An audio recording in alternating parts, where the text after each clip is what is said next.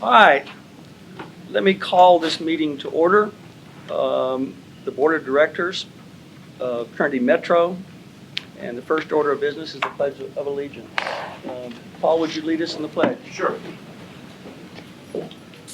Please join me in the pledge. I pledge allegiance to the flag of the United States of America and to the republic for which it stands, one nation, under God, indivisible, with liberty and justice for all. Can we just do a sound check here? Can you hear us in the back? Yes? Speak up. Yeah. Okay. Do we have any citizen comments? First order of business after the pledge? No, sir. No one signed up. The citizen comment portion of the hearing is closed. Employee recognition. Deidre. You have some fantastic news. Always have fantastic news.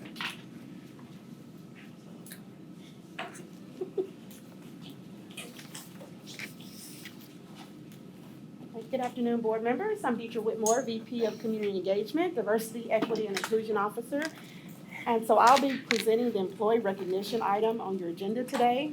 Our employees are our biggest asset of our organization, so this is a fun time that we get to do with them.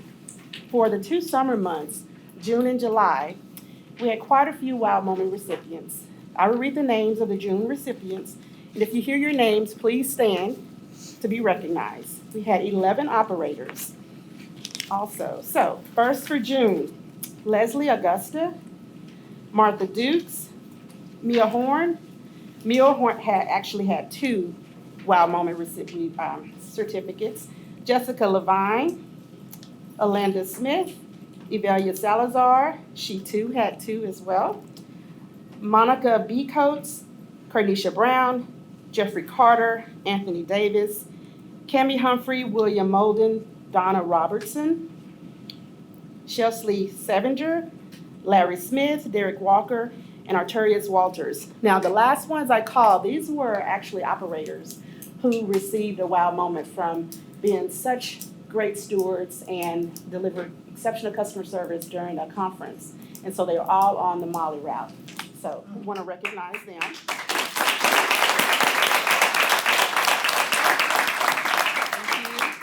Now, for July, we had Stephen Arner, Lynette Clark, Charles Foltz, Anthony Funches, Tamika Grant, Misha Green, Cortez Jefferson, Mindy Ross, Deanna Santuenas, Denise Stevenson, Elise Usuf, and Ronnie Ware.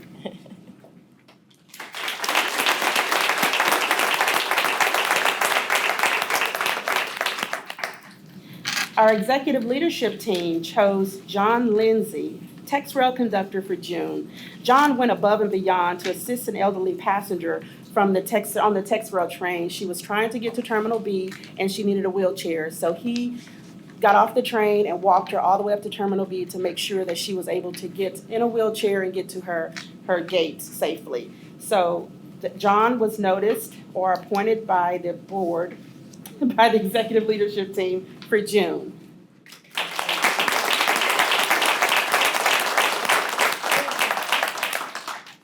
John, would you come up? Yes, and we'll take a picture with the board. I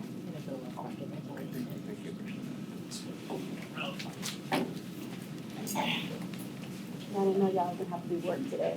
Sorry.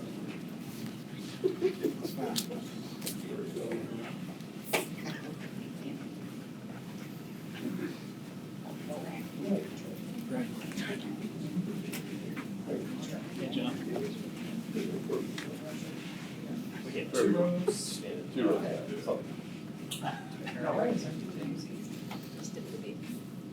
All right. Rolling forward, smiles, 3, 2, 1. Let's try it again. 3, 2, 1.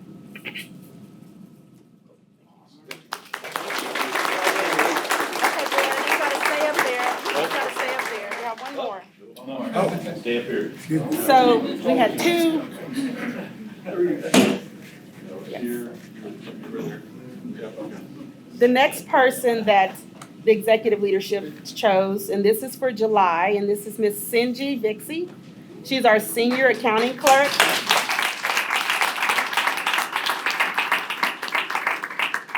Rich, I'd like to say something about Sinji.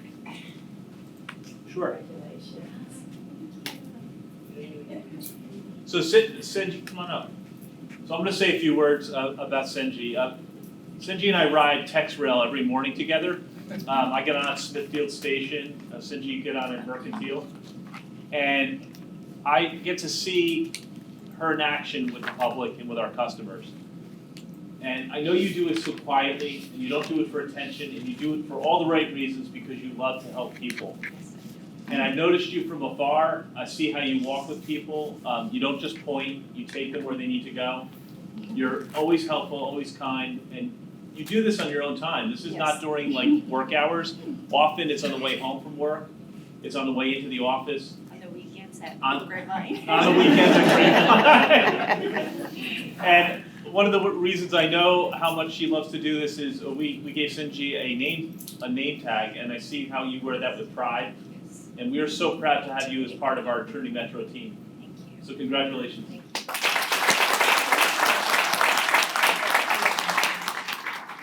Step back. Yeah, step back. Got it wrong. No. Don't come back. Step back. All right, 3, 2, 1. One more for safety. Thank you.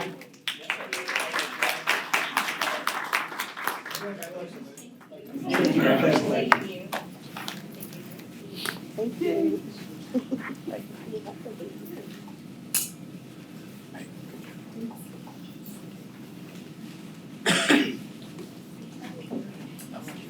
Thank you, Deidre. That's such a joy. They're the lifeblood of what we do, and it's just a joy to recognize people who do such a great job with Trinity Metro. So thank you all for the great job you do. It's greatly appreciated.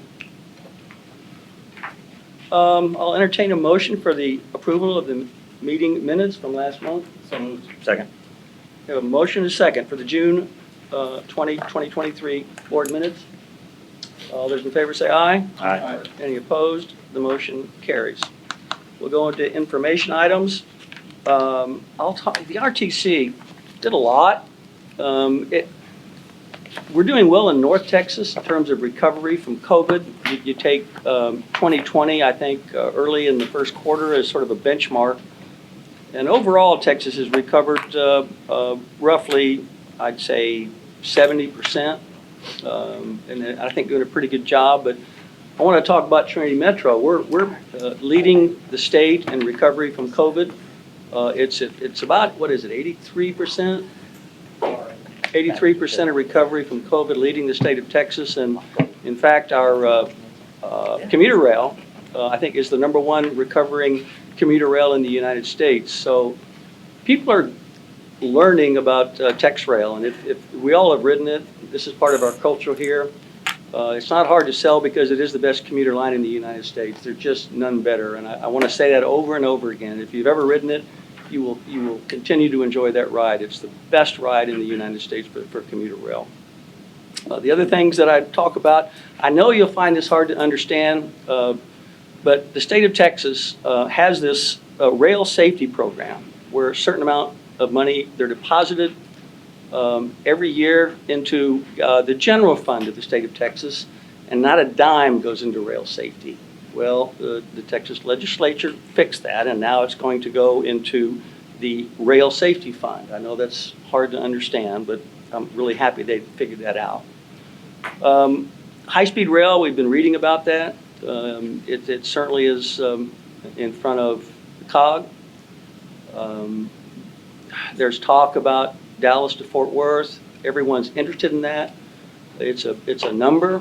And they're talking about it at the same time and perhaps even before Dallas to Houston. I don't know how that's possible, but we're all in favor of high-speed rail. It'd be a real asset for our region, but there's a lot of work to do to get that moving, and it's very expensive. And you also may have read about Amtrak. They've asked the federal government to be able to operate 2 trains a day between Los Angeles and New York, and guess what? It goes right from Atlanta to Dallas to Fort Worth. It really would be an asset if they would enhance that service through Fort Worth. That's pretty much, they do some other things too, but I think those are the highlights from the RTC meeting. Let's go into the human resources, the DBE update, Kelly.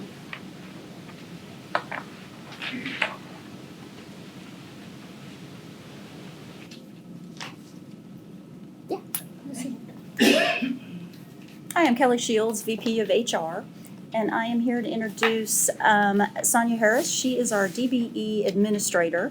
She's been here since March and has really taken a big deep dive into the last 6 months of the DBE program, and she's going to do her presentation, one of several that you guys will get, but she'll concentrate on the last 6 months. Sonia? Okay. So again, thank you, Kelly. So again, my name is Sonia Harris, and I'm the new DBE. Speak up. Okay. So again, my name is Sonia Harris, and I'm the new DBE administrator for Trinity Metro. Thank you. All right. So today I'll just give a snapshot of what's been happening with the DBE program. So for those of you that don't know, DBE stands for Disadvantaged Business Enterprise. And a short definition of a DBE is a for-profit small business that is owned 51% or more by economically disadvantaged individuals. So if you're not sure what an economically disadvantaged individuals are, they are defined by the federal government as Black Americans, Hispanics, Native Americans, Asians, and women. Okay. So now I'll just briefly go over the criteria for becoming a DBE. So in order to apply for DBE certification, you must be owned at least 51% and controlled by socially and economic disadvantaged individuals. And then you have to meet the Small Business Administration size standard of a small business. And your gross receipts cannot exceed $26.9 million.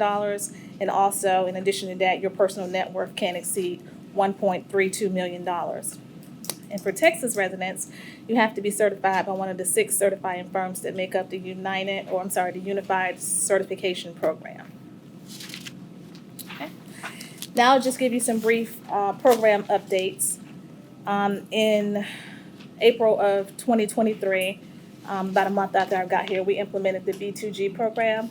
That's a software system, and what it means for me is that prime contractors that have been awarded contracts that have DBE goals, they're required to submit monthly pay statements to show how much money that they've paid to their DBE subcontractors. So prior to the B2G software implementation, these reports had to be sent via email to me, and then I had to manually enter that information into the system, and then this meant that every month I had to monitor manually who didn't report and try to reach out to those people. It's a daunting task.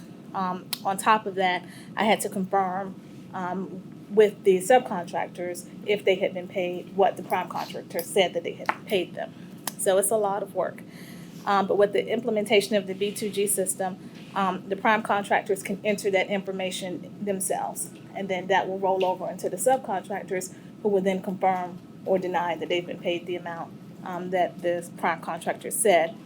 And then I can also manage progress percentages. So let's say, for example, if you're 75% into your project and you have a 10% DBE goal, and then you only have 3% DBE utilization, then I can confront you about what it is that you're trying to do exactly.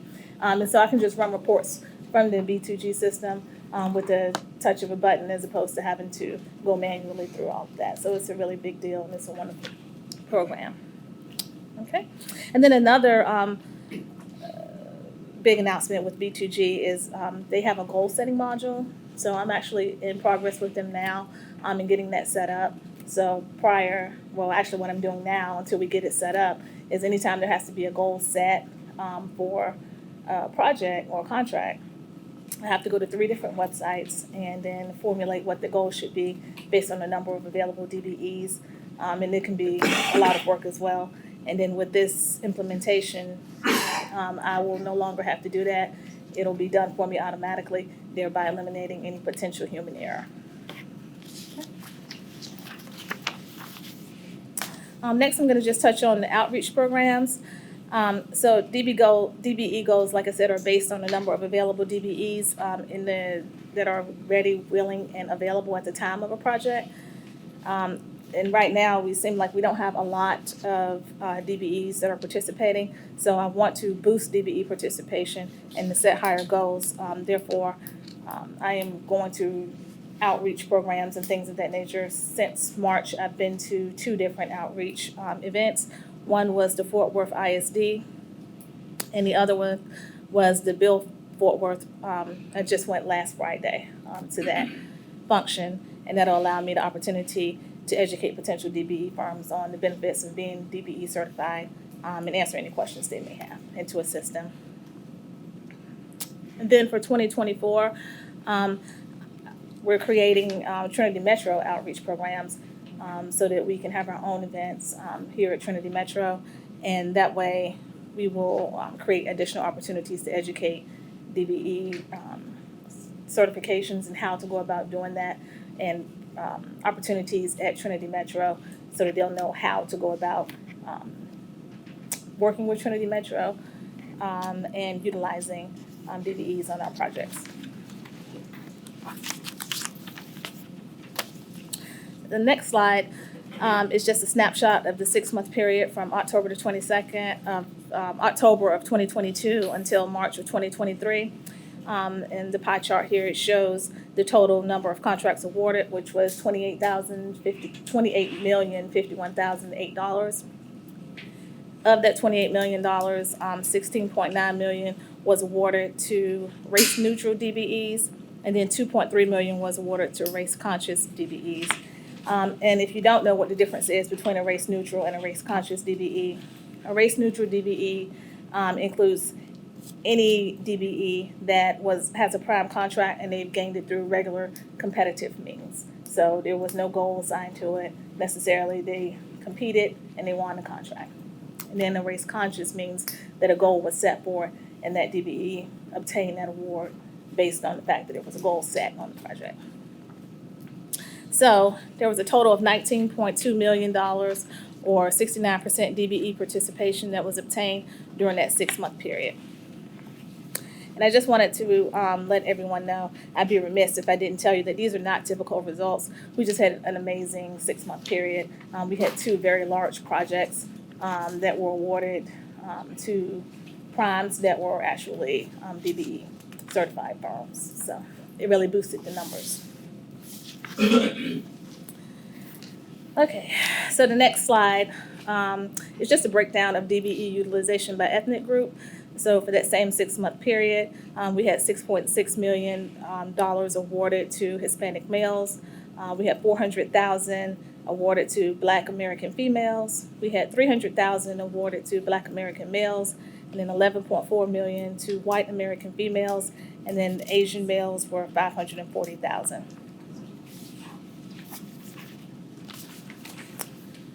And then the next slide, it just shows what the FTA DBE goal is, which is 13%, and then what we've actually utilized DBE participation and actual utilization, which is 69%. And like I mentioned, this isn't typical, but we are just had an astonishing run of the 6 months.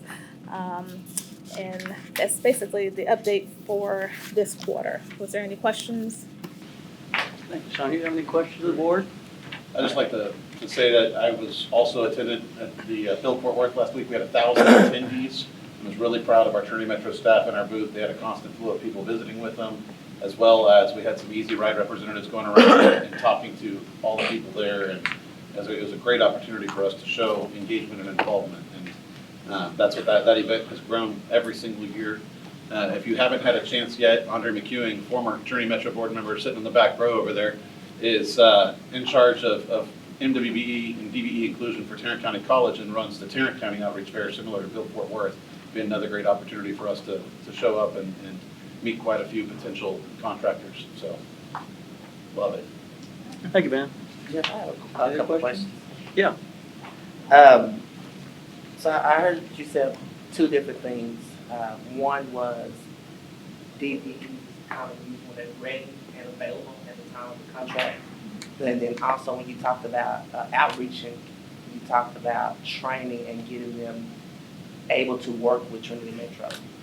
What outreaches are we doing for people who are already ready to do work with Trinity Metro? Well, in the future, I am trying to, just the Trinity Metro training that I mentioned starting in 2024. Part of that will be actually inviting in those certified DBEs to network, and then with each other as well as prime contractors and things of that nature. And then going forth, whenever I go out, I always make sure that I ask if they're DBE certified, so that I can get a list of those email addresses so that I can send out blasts so that we can network and get to know each other, subs as well as primes, so that they can make themselves known, to each other. Because a lot of times we have the same DBEs being used over and over again, and so they need to, make themselves known. I also encourage people to attend like pre-construction or pre-bid meetings, so that even if you're not bidding on, a particular contract, that you make yourselves known to the primes that are bidding, so that you can be used and utilized in that way. Okay. If they can go back to the slide with the Hispanic male, Black African male, and female and white female. Are they able to go back to that slide, Jeff? Okay. You bet. Thank you. Yeah, that one. And so when I'm looking at this slide, although I'm very excited about the work that we are doing, I think we still have a hill to climb, especially when it comes to our Black female and Black male, because we have a lot of contractors who are out there that can do the work, but maybe we're not getting connected. Even when we did the Dickens Arena a few years ago, Black males and females were lower on the chart, like this chart here. And so my other question is, are we working with other groups such as like the Black Chamber or other organizations that it's their job to certify DBEs and present them to other organizations? What does our work look like with them? Okay, so for one, this particular chart is an outlier, just because we have two very large projects. Sure. One was a $10 million project that was for a white American female, so that's why that's $11 million showing there. That was the goal. Was that the goal? No. Oh, that's not. So I'm saying this chart here is showing Hispanic male at $6.6 million, and it's showing white females at $11 million. This isn't typical. So there was two prime contracts that were awarded in this period. And so that's why it's skewed. Normally it wouldn't look like this. I'm not saying that the Black Americans would not be, further behind typical, but it just wouldn't be this much of a disparity. We just had those two contracts that were very large, one for $6 million and the other for $10 million that were awarded to prime contracts. But to answer your question, as far as I have been in contact with the Black Chamber, and I do intend to, they have meetings like every week. And so, as far as networking events and things of that nature, but I have been in contact with him. William Johnson, I've been in contact with him, as well as another contact there at the Black Chamber, to hopefully get on those programs and make known the awareness of DBE certification. Thank you. Doing a great job. We appreciate it. Thank you. But John Andre would be happy to introduce you to the next Black Chamber meeting. When you're Andre. Yeah, we will, yeah. Thank you. Any other questions, Sonia? Thank you. Appreciate you coming by. Welcome. Reed, you have a report on commuter rail? Good afternoon, board members. My name is Reed Lanham with TexRail and the acting VP of Rail for Trinity Metro. Just a couple things before I get into our brief update on how commuter rail's doing. We've had some changes. First, the guy talking to you is a little different this month than the guy the last time we met. But secondly, we've hired a director of safety and regulatory compliance for our railroads here. We're very excited about Brad Green. Could you please stand up? Brad's going to be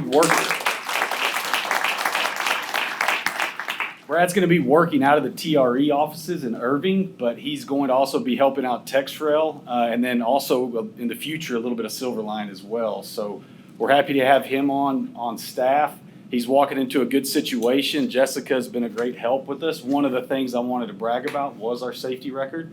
Currently, we just passed over 5.5 years injury-free at TexRail, and that's for our transportation and maintenance of signals and stuff. And that is a complete credit to our team that we have out there at the MMF. They do a great job every day of being dedicated. Guys like John Lindsay, going above and beyond, not only with customer service, but also with safety. So we're very proud of that and like to tout it. One thing since we last met, I wanted to give you guys a quick update on our on-time performance. I don't know if we can rewind to last year when we were having those engine issues with the heat, right? We ran into a lot of problems with overheating, blown engines. We fought that all last summer, but we worked really closely with our friends at Stadler and Herzog. Over the course of the cooler months, we came up with some engineering solutions, and I am happy to report that in June, we came in at 98.9% on time. July got a little warmer, not quite as warm as what we're experiencing now, but a little warmer, and we came in July at over 99% on time. So again, credit to the team. July, Jeff, you mentioned the recovery, right? Month over month, we were 8% higher in July than we were June without any special events or special events. And then year over year, we saw a 21% increase from last July. So again, this is very exciting for us. Like you said, the word's getting out about TexRail. We feel like the safe, reliable service, the top-notch service we're providing it's doing its job right now. And we're really excited. We obviously want to keep going up, and that's our goal. So. Let's talk about heat restrictions. So I don't know if you guys have noticed this past week or so, TexRail's taken a hit on on-time performance. That is due solely to heat restrictions that get put in place. Once the rail reaches a certain temperature, we're required through the FRA and through some of our own operating procedures for safety, obviously, to reduce the speed of the trains. So once those rails heat up to 150 degrees or more, we have to reduce our max speed to 40 miles an hour. So as you can see, we take a little hit on on-time performance, but it's for safety purposes. And I'll give kudos to Ron Newman, Wayne's team. It's truly a team performance when we're dealing with these type of situations. Melissa's group getting the notifications out, and then Dietra's envoys, they've been extremely helpful with getting our passengers where they need to go, kind of directing them when we've got to call an audible and make the best of a bad situation. So really, that's all I've got for now. If you guys have any questions, I'd be more than happy to answer them. How about vests for the conductors? So, funny you mentioned that. We have actually ordered some prototype vests. We want them to keep that classic, the look that they have that kind of distinguishes us from some other services. We want to keep that look. And we're looking right now, we've ordered a couple of alternatives and lighter weight, a very similar look, and we're gonna be rolling those out to the rest of the crews to hopefully give them some relief from the heat. And then how about overall security on TexRail? Security, we're continuing to work closely with Allied and then our off-duty officers to get as much coverage as possible. The heat seems, we've seen a slight uptick in security events, if you will, on the trains, and that's typical in the summer months where we do try to ramp up and get some extra coverage out there. It's just the heat kind of puts you in a bad mood. I know personally it does. So. Yeah, we're all in bad moods. Right. Makes you a little grumpy. Right. That's seriously, the conductors love it. Yeah. Any questions? Thank you, Reed. Appreciate it. Good report. Wayne. I don't know if I have as much humor as you, Reed. Yeah. I'm sorry. Mayor, Venus, Alicia, I got visitors. Welcome. Welcome.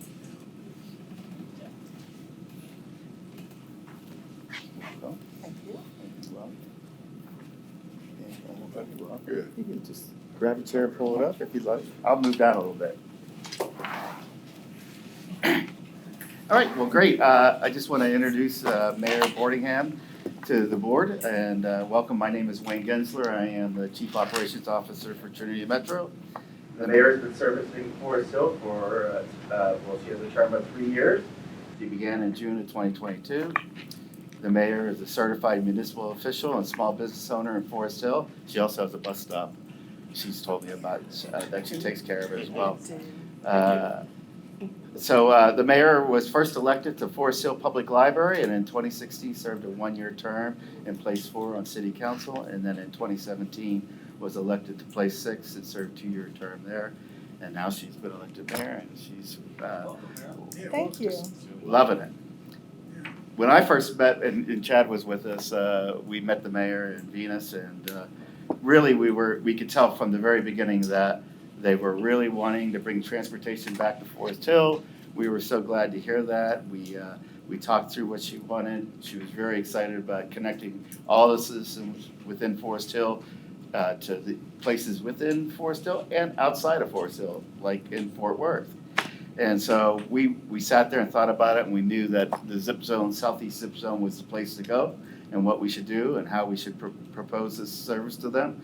So that's what we went back and presented later, and I'll get into that in the information item. Venus Whaley, she's the city of Forest Hill. When we first met you, you were interim city manager, business manager, and today she is the permanent. Yes. So The interim fell off. the interim Thank fellow, you. so congratulations. Anyway, Venus has spent more than 16 years as the Director of Community and Economic Development and was a city planner and the permit department supervisor and director of the Forest Hill Civic and Convention Center. She served as the interim city manager for the last 21 months and was appointed full-time by the city on July 18th. So she's a certified professional community and economic developer and a graduate of Texas Women's Leadership Institute. And I'm going to save the last introduction until after we do an information item. And then, of course, we have Andre. We all know Andre. We just brought him because he's popular in the audience. So, Mayor, I'm going to yield my time to you for a little bit, Thank you. if you want to say some words. I do. I want to kind of step back a little bit. I was actually on city council when Trinity Metro was first introduced to Forest Hill. So it's a pleasure to sit before you now with the idea of bringing it back, but in the new upgraded version that we are in 2023 now. So our citizens really are looking forward for this project to happen in our community. We've spread the word a little bit, but we really need it. We really need it in Forest Hill. We need our citizens to be able, as he said, get out of Forest Hill and move on into Fort Worth and get to the rail, get to the colleges, and get to the transfer stations. So we definitely look forward to this partnership. And we are hoping that we can be an example for the other small cities around us, that they can see what we did over the last year in our partnership with the negotiation parts of it. We hope that we can be an inspiration and on the leaderboard for the other small cities, that maybe they will take heed to what we've done and we can all really connect together. So with that being said, I would like to say the reason why we pulled the audience member up, Mr. Popular, Andre McEwen, he is actually on our Community Development Corporation board. He's one of our citizen members. So that's why we definitely want him. He was very instrumental as a councilman at the time when we started this initial track to get transportation into our community. Andre was one of our sitting city council members, but has now moved to Community Development Corporation. So, thank you. When does the service start? Tomorrow. I If know y'all they will would give love us it. a bus, I'll start tomorrow. I would love to start tomorrow. We got a couple of little programming things we have to do. We're in the process of finalizing the boundaries. I'll talk a little bit about that here in a second. But I would assume we can get there in October. Well, thank you, Mayor. Thank you, everyone, for coming by. We're really happy to have you as a partner. We really care about the needs of your community. We know Zip Zone is, while it's a little more expensive than a bus, we know it's very popular. And anything to get a little freedom in your community so your folks can go where they need to go. We support that, and maybe you'll be a model for other communities that also might want zip zone. Mr. Chairman, if I may, it's about partnerships. That's what this city, being from this city, is about. We're connected. I see 2 councilmen here. We're connected to District 8. So all of the conversation with the mayor was about partnership of the city and not just Forest Hill. How do we connect citizens who live in Forest Hill, who live in Everman, who live in Fort Worth, who live north-south? So our thought process, Richard, was about connectivity. And so I appreciate the opportunity, Mayor, our city manager, as a former board member, to work in a partnership environment collaboratively that supports everybody, not just one side of town, but all the sides of towns in Tarrant County. So just want to say thank you for this opportunity. It's come full circle for me personally. So I'm just excited for the opportunity to move our citizens through, get off 35, get off 820, get off wherever they are in the heat. They can get on a zip zone, a text rail, TRE, and move through the city and in the next door easily. So thank you so much. And I would like to add really briefly, because he did bring up something, because we are, our next door neighbor is Fort Worth, and then Everman is the next door neighbor to them as well. And they have the services already, some form of zip zone in that area.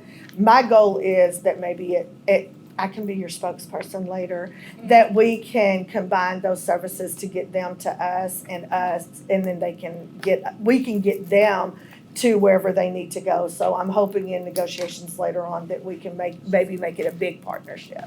You're speaking to the right crowd. am. We would love that. Thank you. Appreciate And we it. will follow Thank you. through with that. All right. Won't we, Wayne? Absolutely. I heard it. All right. It will happen. It's recorded. All right. Thank you. All right. Thank you so very much. If I can, real quick, just a couple words. Of course, I know the mayor and city manager, Andre, of course, for known him for several years. I have the pleasure of serving as the incoming president for the Texas Municipal League, and so I see them at regional events and at state events, and the conversation always kind of swings the transportation and Trinity Metro. So I'd like to applaud the mayor, her council members, the city manager, and of course Wayne and his team for their persistence in not giving up in this and finding a workable solution for your citizens. Congratulations. Thank you. We look Thank you forward to very it. much. Thank you.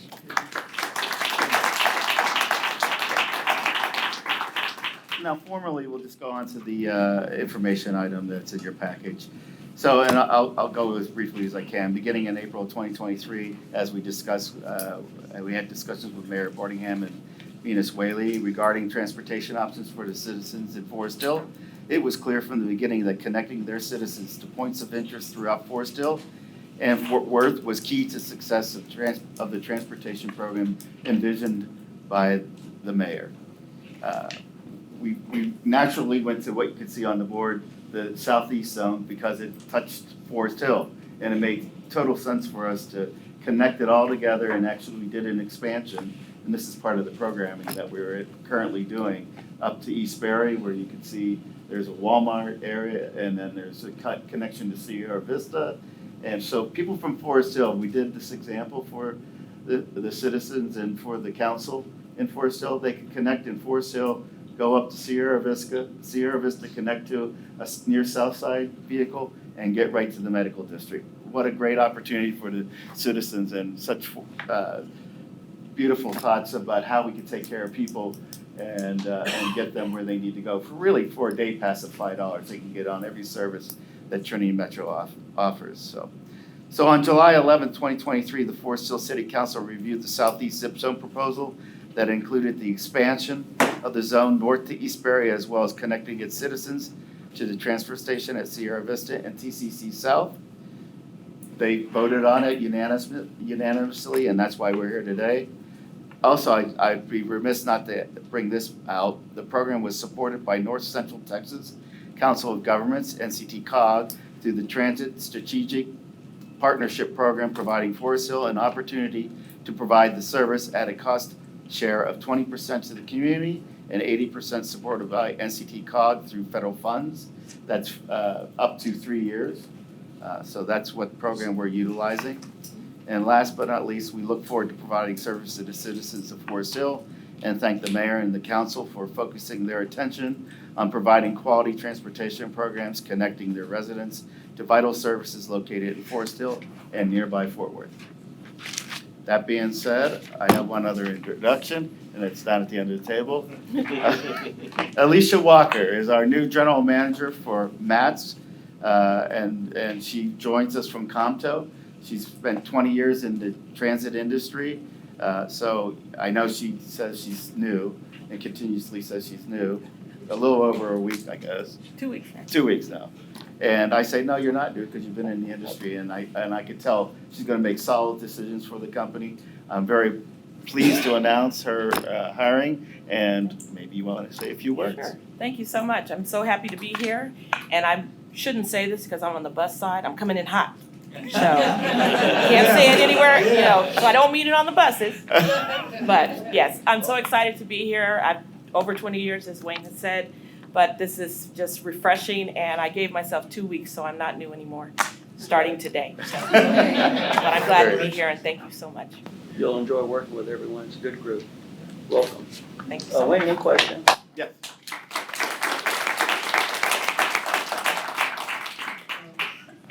So they can move from Forest Hill anywhere within the zip zones that you're showing, is that right? Right. So tell me about Arlington and their zip zone. Where can they move to? In Arlington. Okay, that's good. Thank you. And that's all we need to say. Thank you. Kind of wanted to say that.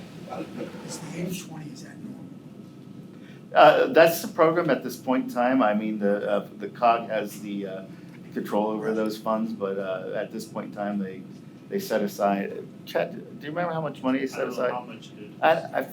There's a number they set aside, a few million a year, that they're willing to use for seed money. Yeah, no, that's a generous It is, and piece of pie. just it's absolutely a good program. Okay. Any other questions? Thank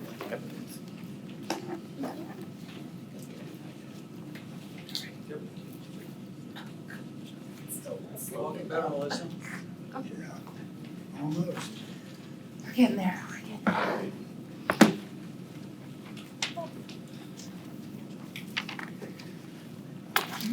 Good afternoon, Trinity Metro Board of Directors. I'm Melissa Chrisman, Vice President of Marketing and Communications.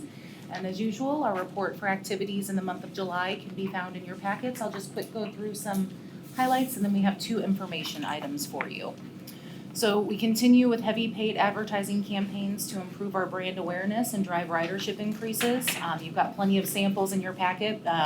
You also heard Reed and Jeff talk about TexRail ridership, and it really truly, I'm saying it again, but I don't think we can say it enough, but it really truly is a success story locally, statewide, and nationally.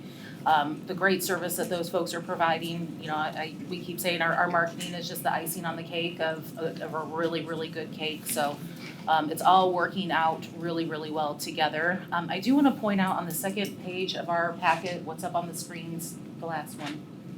Bottom left-hand side of the page is just some new ad samples for you to enjoy. So those are actually inside the terminals at DFW International Airport. There's some stuff in the middle too, billboards surrounding the airport, just so you can see we really are targeting trying to get traffic from the airport into Fort Worth on TexRail.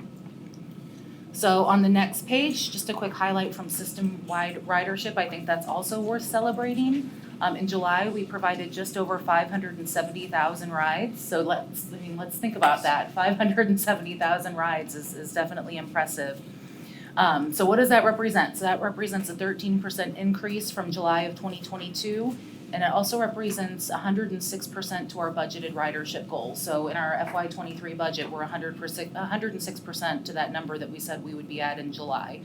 And year to date, we're showing a 17% increase in ridership system-wide. Samples of those ads are on that third page in your packets. So now. Did everybody notice the surge pricing ad? So when you pay $80 on a Friday night, come in from VFW, it's still $2.50. Correct. That's a good way to sell a product. Follow it up with delete your rideshare app inside. except for our rideshare app, right? So something new to highlight highlight in the report, but we are advertising in movie theaters. So if you go and sit down at a movie theater, they have that whole kind of entertainment experience while you're waiting for your film to start. So kind of perfect timing. We all couldn't hear anything other than Barbie and Oppenheimer in July, so it was a very heavy movie month. And as you can see in your report, we're definitely seeing the results of that. So the next time you take the family or your significant other to the movies, make sure that you try to keep your eyes open for a Trinity Metro ad. So now I'm gonna fast forward, I'm gonna go past 4 pages, and on the 5th page, just where we have our partnerships and sponsorships highlighted. So as you can see, last month our efforts were really focused on Fort Worth's 4th and Rockin' the River. Right now we are in the middle of Burger Week, so if you have a taste for burgers, you can find a lot of tasty burgers and use Trinity Metro services to get there this week. Next month, look for our promotions surrounding Friday on the Green, and of course our most fun September festival, Great Fest. So the rest of our activities are in your packet for review. I'm happy to answer any questions or take any feedback. Just one quick suggestion. On the theater, everybody, we have a theater in North Virginia. Maybe you get out there. I'm not sure about Grapevine. Sure. I'm looking back in the back to the man who's making those buys. B&B theaters. Mr. Chairman, I just want to give a shout out to Melissa and her team. They approach this like a science. You know, marketing can be something that we generally like to think we all know something about, but there is a science behind marketing, and they really put their nose to the grindstone to figure out how best to reach our target markets. And it's not just one big market. There are a lot of sub-markets within the transit world. So great job, Melissa. Thanks. Pass that along to the rest of the team. All right. Well, as the subtle marketing goes, just another callback out to Build Fort Worth, but Sean and Fort Worth Bike Sharing, we had the 2 Fort Worth Hispanic Chamber of Commerce bikes there, and I don't think you get better marketing coverage than Annette Landeros riding one of the bikes up and down the aisles, except for towards the end of the day when I got on the other bike. So, you know, we had those going around and talking about Fort Worth Bike Sharing and all of that, and that video made the Fort Worth Hispanic Chamber of Commerce and the Regional Hispanic Contractors Association's live feeds from the event. So that was fun, passive marketing. Who rode it best? Who rode the she bike totally the best? did. Yeah. I didn't have my helmet safety gear. Ben had a drink in it. That might have happened also. All right, well, if there are no further questions or feedback, I'm going to turn things over to Nicole Adams, Strategic Partnerships Manager. Nicole's going to give you all the quarterly Easy Ride update. I'll be back right after to talk about the launch of a community partnership program. And you might have remembered, I know we didn't meet in July, but you just met Nicole back in June when she joined the marketing and communications team after supervising access operations for Trinity Metro since 2017. So just a little fun fact, today is a significant milestone for Nicole. It's actually her 6-year anniversary with Trinity Metro. So, so we're very happy to have her on the team. She's been doing great things for Easy Ride, and I know just the longer we've got her in our group, she's just going to really take that program to the next level. So I'll turn it over to Nicole to walk you through what she's been doing in the last, couple of weeks, it feels like. Good afternoon, everyone. I'm Nicole Adams, Strategic Partnership Manager over the Easy Ride program.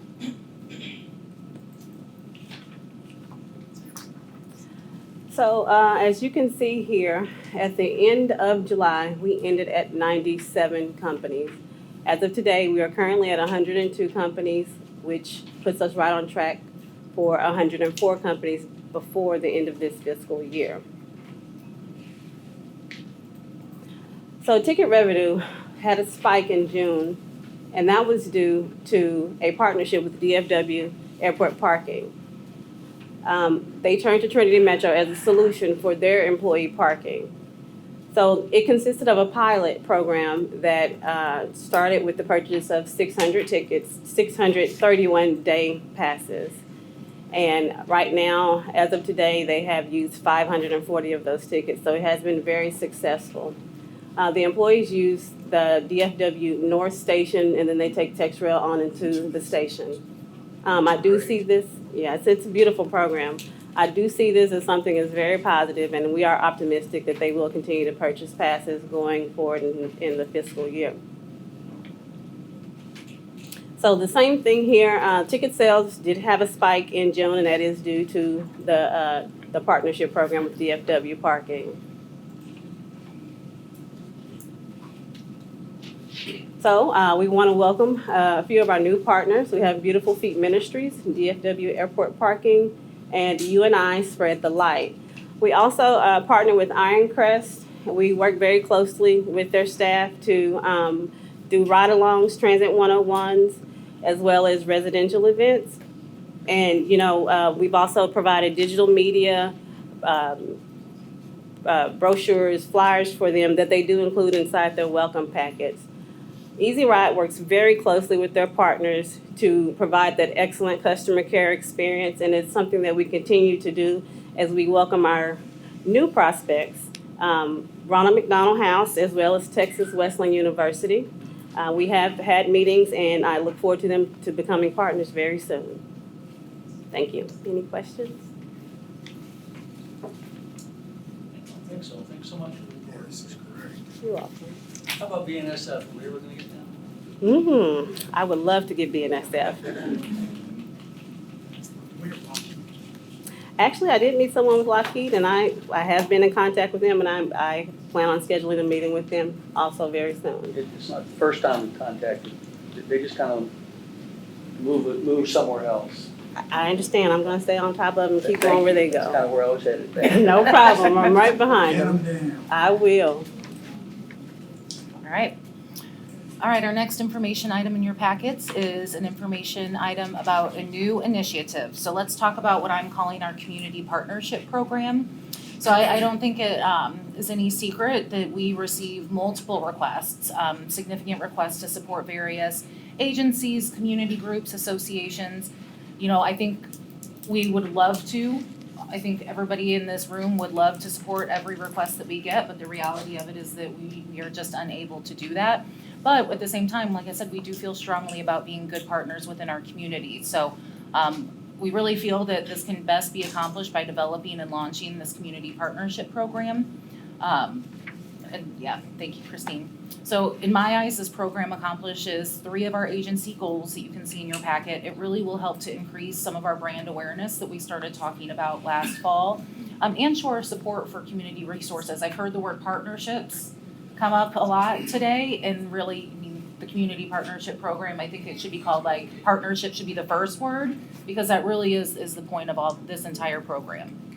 So on the next page, let's talk about how this will all work. What we plan to do is make an application available each year for qualifying community agencies. Really what we're looking for is we're looking for them to tell us who they are and what messages they'd like to share.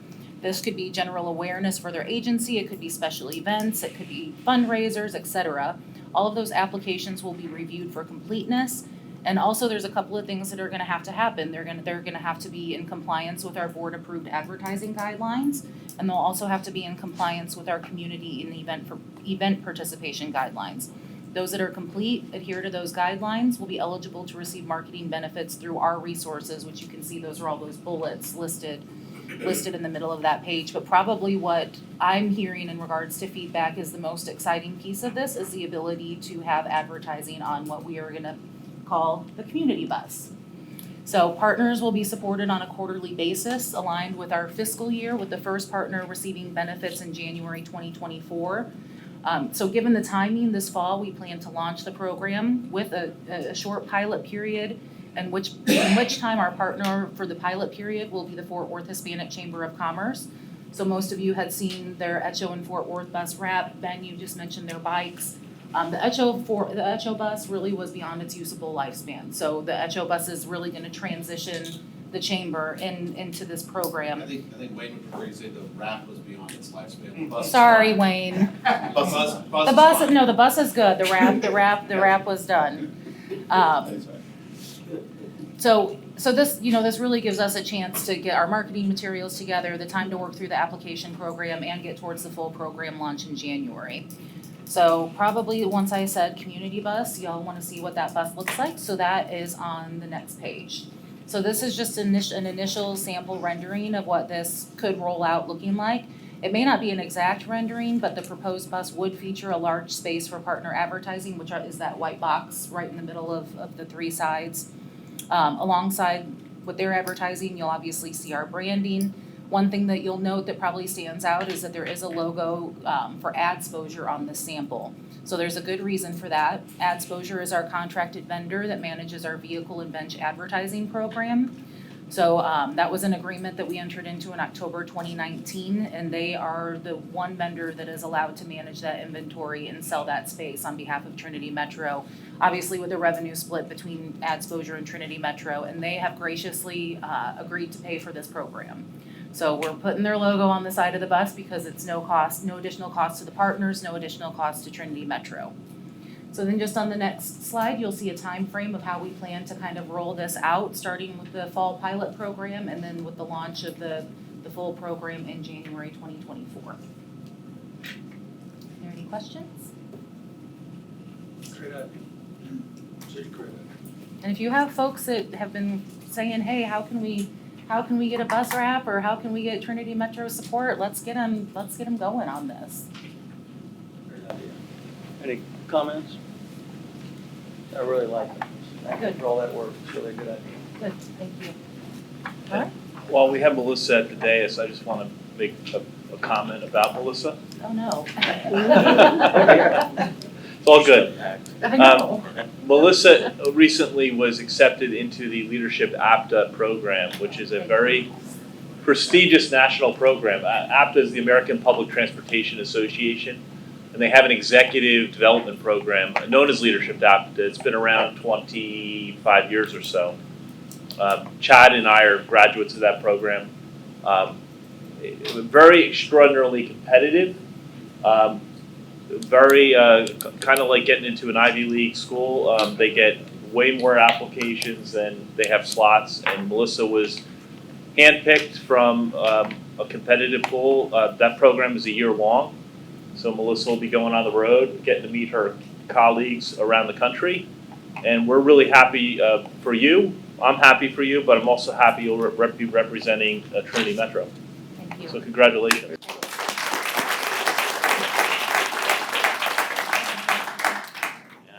We'll expect a full report. Okay, understood. All right, thank you.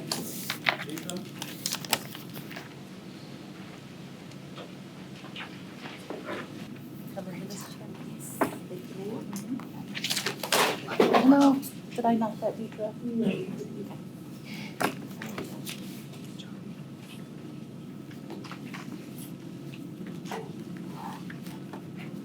Well, hello again. You received my report and it begins on page 44. I'll do some highlights because we have a really full agenda. On page 46, under customer expectations,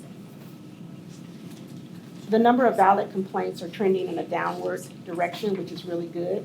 Owe this to our quality review manager, Very Bright, who continues to work with our operations team and also working on how we can improve our customers' experience. So great job.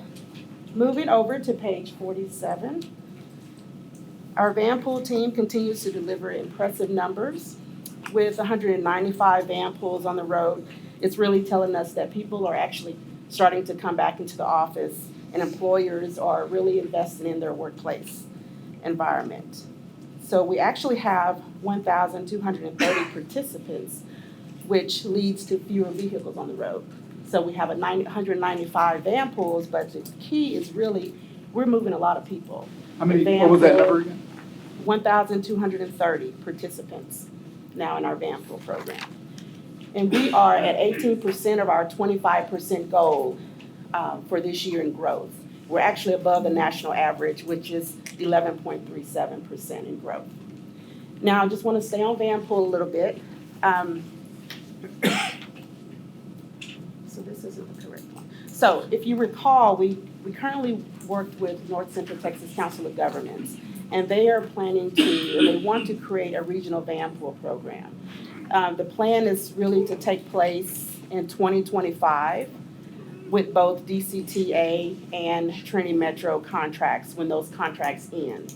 Currently, DART does not have a van pool program because their leadership decided not to continue their program due to their provider not being able to keep up with demand. So as you remember, Trinity Metro was asked to take over counties in Dallas and counties in Dallas. So all the blue counties that you see on the screen, those are under Trinity Metro. We divided those up between Trinity Metro and DCTA. So DCTA has the yellow, and we both share Wise County together. So we have 11 counties that we serve. RTC approved this temporary boundary back in 2022 in February. So to me, I think Trinity Metro is really leading the way for the regional van pool program. We're doing such a great job. But we'll know in 2025 how this shakes out. We're supposed to go through an RFP process to select the actual provider. Right now, the loan provider is Enterprise. And so they've been a great partner of ours, doing a great job in reaching out to the employers, growing our program, working with us on presentations. We're tag teaming on presentations, and we're going to be sending out a survey, customer satisfaction survey. Last year, we had 88% rating of great customer service. Our participants are satisfied with the service. Moving on to page 49, under customer experience. I want to, it's hard to escape this heat right now, right? Our transit envoys have given out 2,400 bottles of water to our customers and about 192 bottles of Gatorade to our drivers to keep them hydrated. So I really appreciate them doing that. Our customers really appreciate it as well. Moving to page 50, in the community, we've been really busy.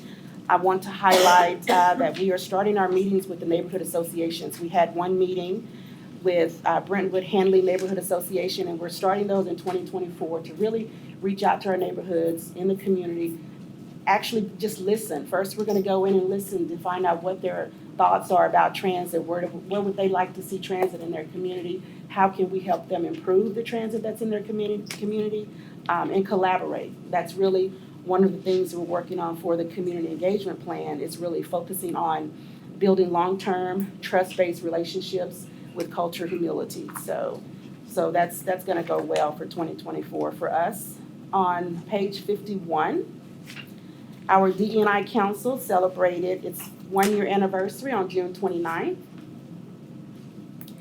We are planning also for Hispanic Heritage Month. We're planning to celebrate that, planning a fireside chat for October 4th at 11 a.m. It's going to be here in this room, so you'll have more details to follow, so you can put that on your calendars. Also, we wanted to remind you to come back to have some fellowship and fun at our 21st annual scholarship golf tournament that the team's planning for you. It's going to be an exciting day, so come out. You'll get more information on that as well. I know some of you are already received invitations, and you've already responded that you want to play golf. So come out, help. We're partnering with some really great companies that are helping us to give back as well. And Dietrich, are y'all still looking for sponsorships and other companies to be excited about helping in such a wonderful cause? Oh, absolutely. I'm still, if anyone in the audience is listening, we're looking for a $10,000 sponsorship. The event sponsor, we would have, you'll get 4 teams. How cool is that? So, and lastly, Dietrich, along with Ben's question, might you also be looking for donations of restaurant gift cards? I would love donations, $50 gift cards, $100 gift cards. Okay. Whatever you can give, it'll be great. Should someone be interested in maybe just playing themselves? Could they The golf course will provide drinks. Okay. It's getting pretty exciting. It is and it is at a great golf course. Yes, and if you don't play golf, come out, have fun, fellowship, build relationships. That's what it's all about.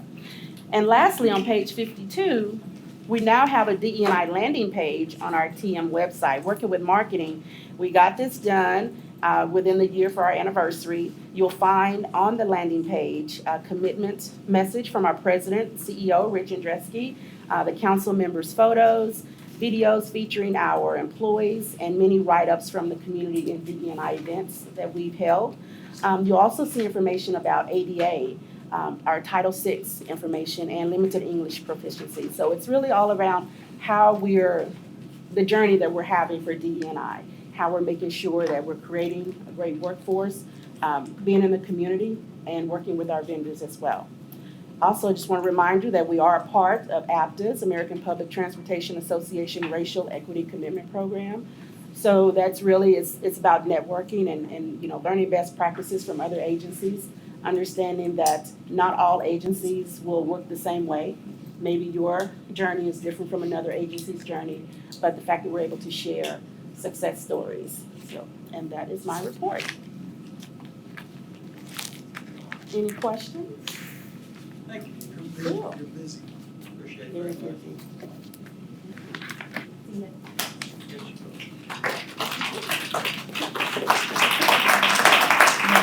That's for you, Chad.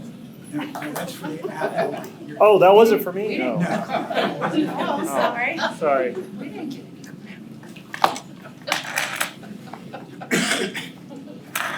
All right.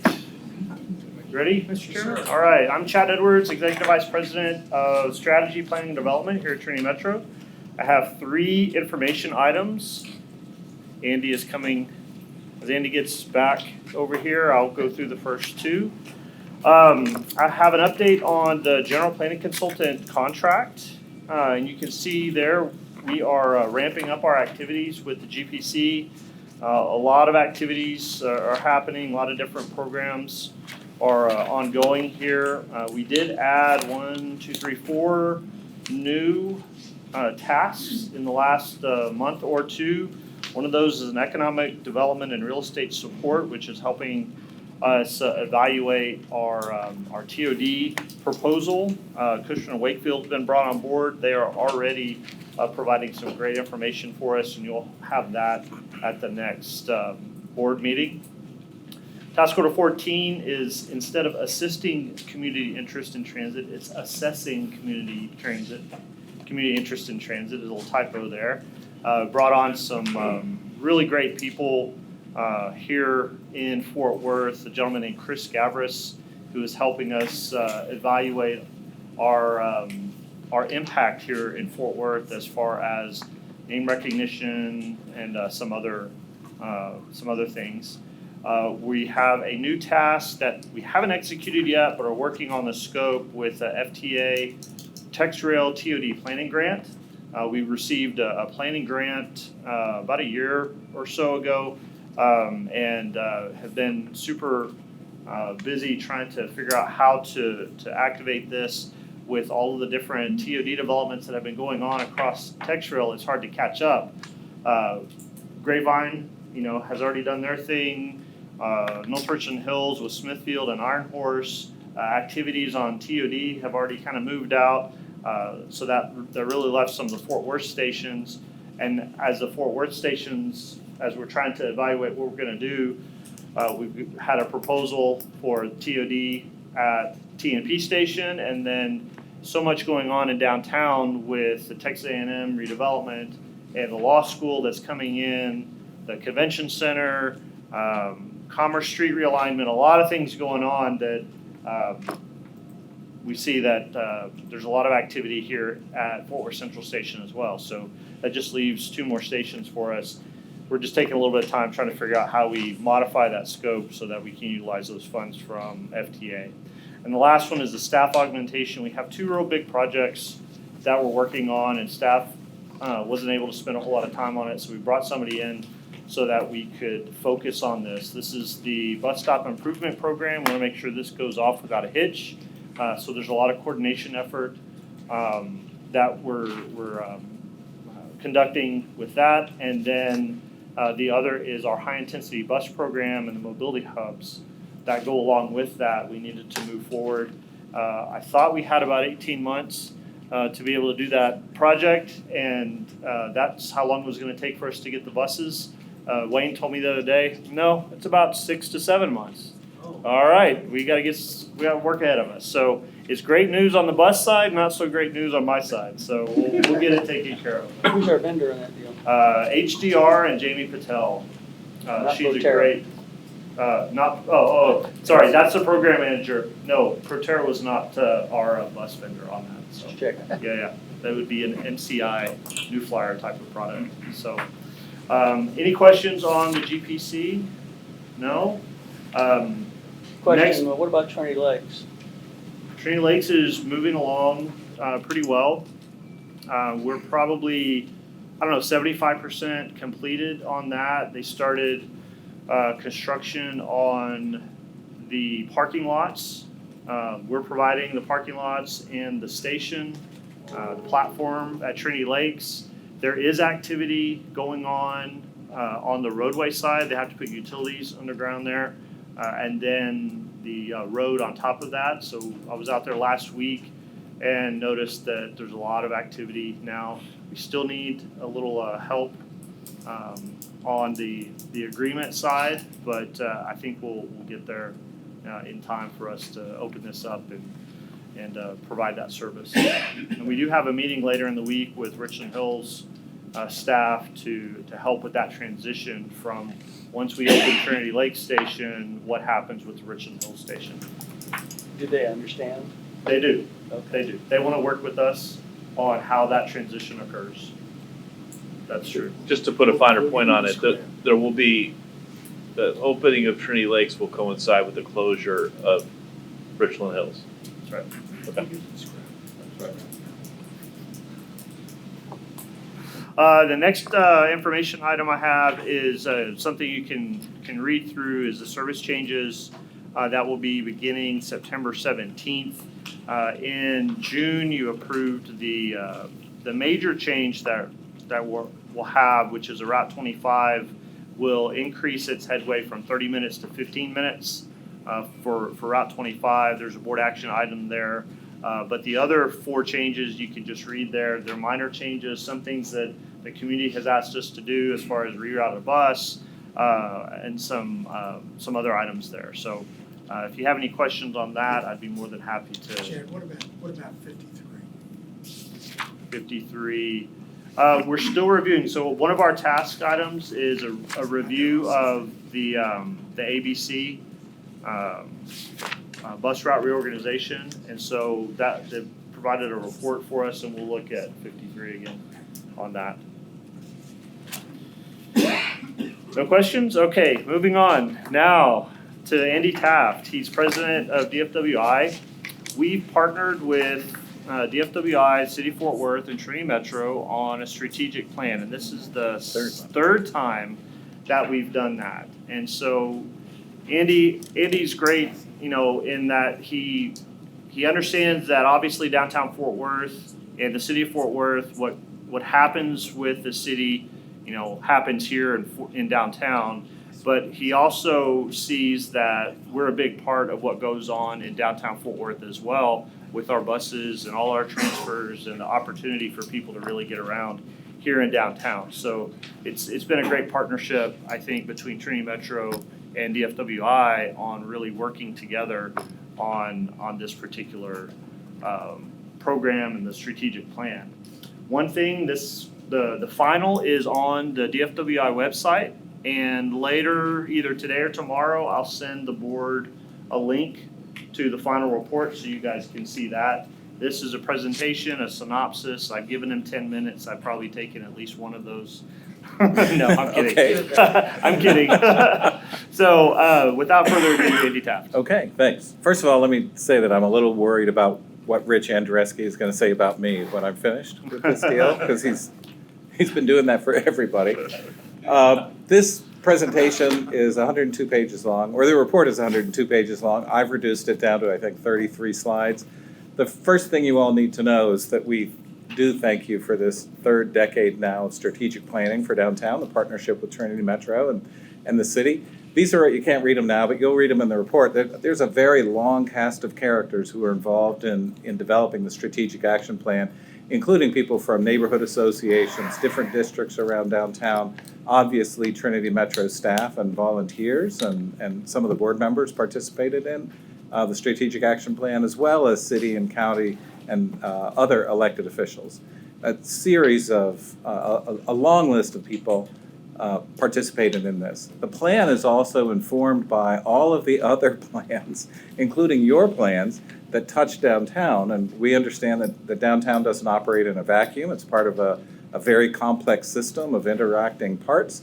And so we incorporated all of those plans into the consultants' package so that they understood that our plan needed to comport with them and work in conjunction with them.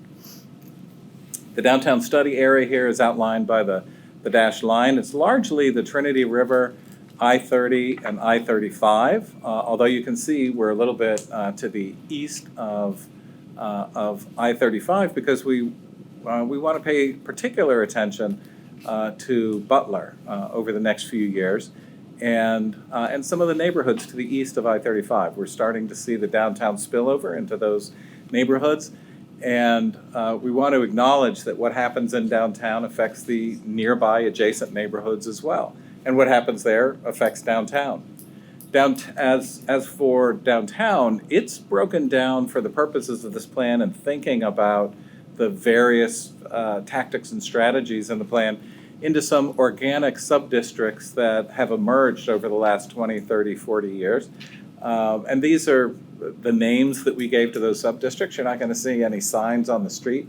But for the purposes of identifying these areas and talking about recommendations, we use those throughout the plan.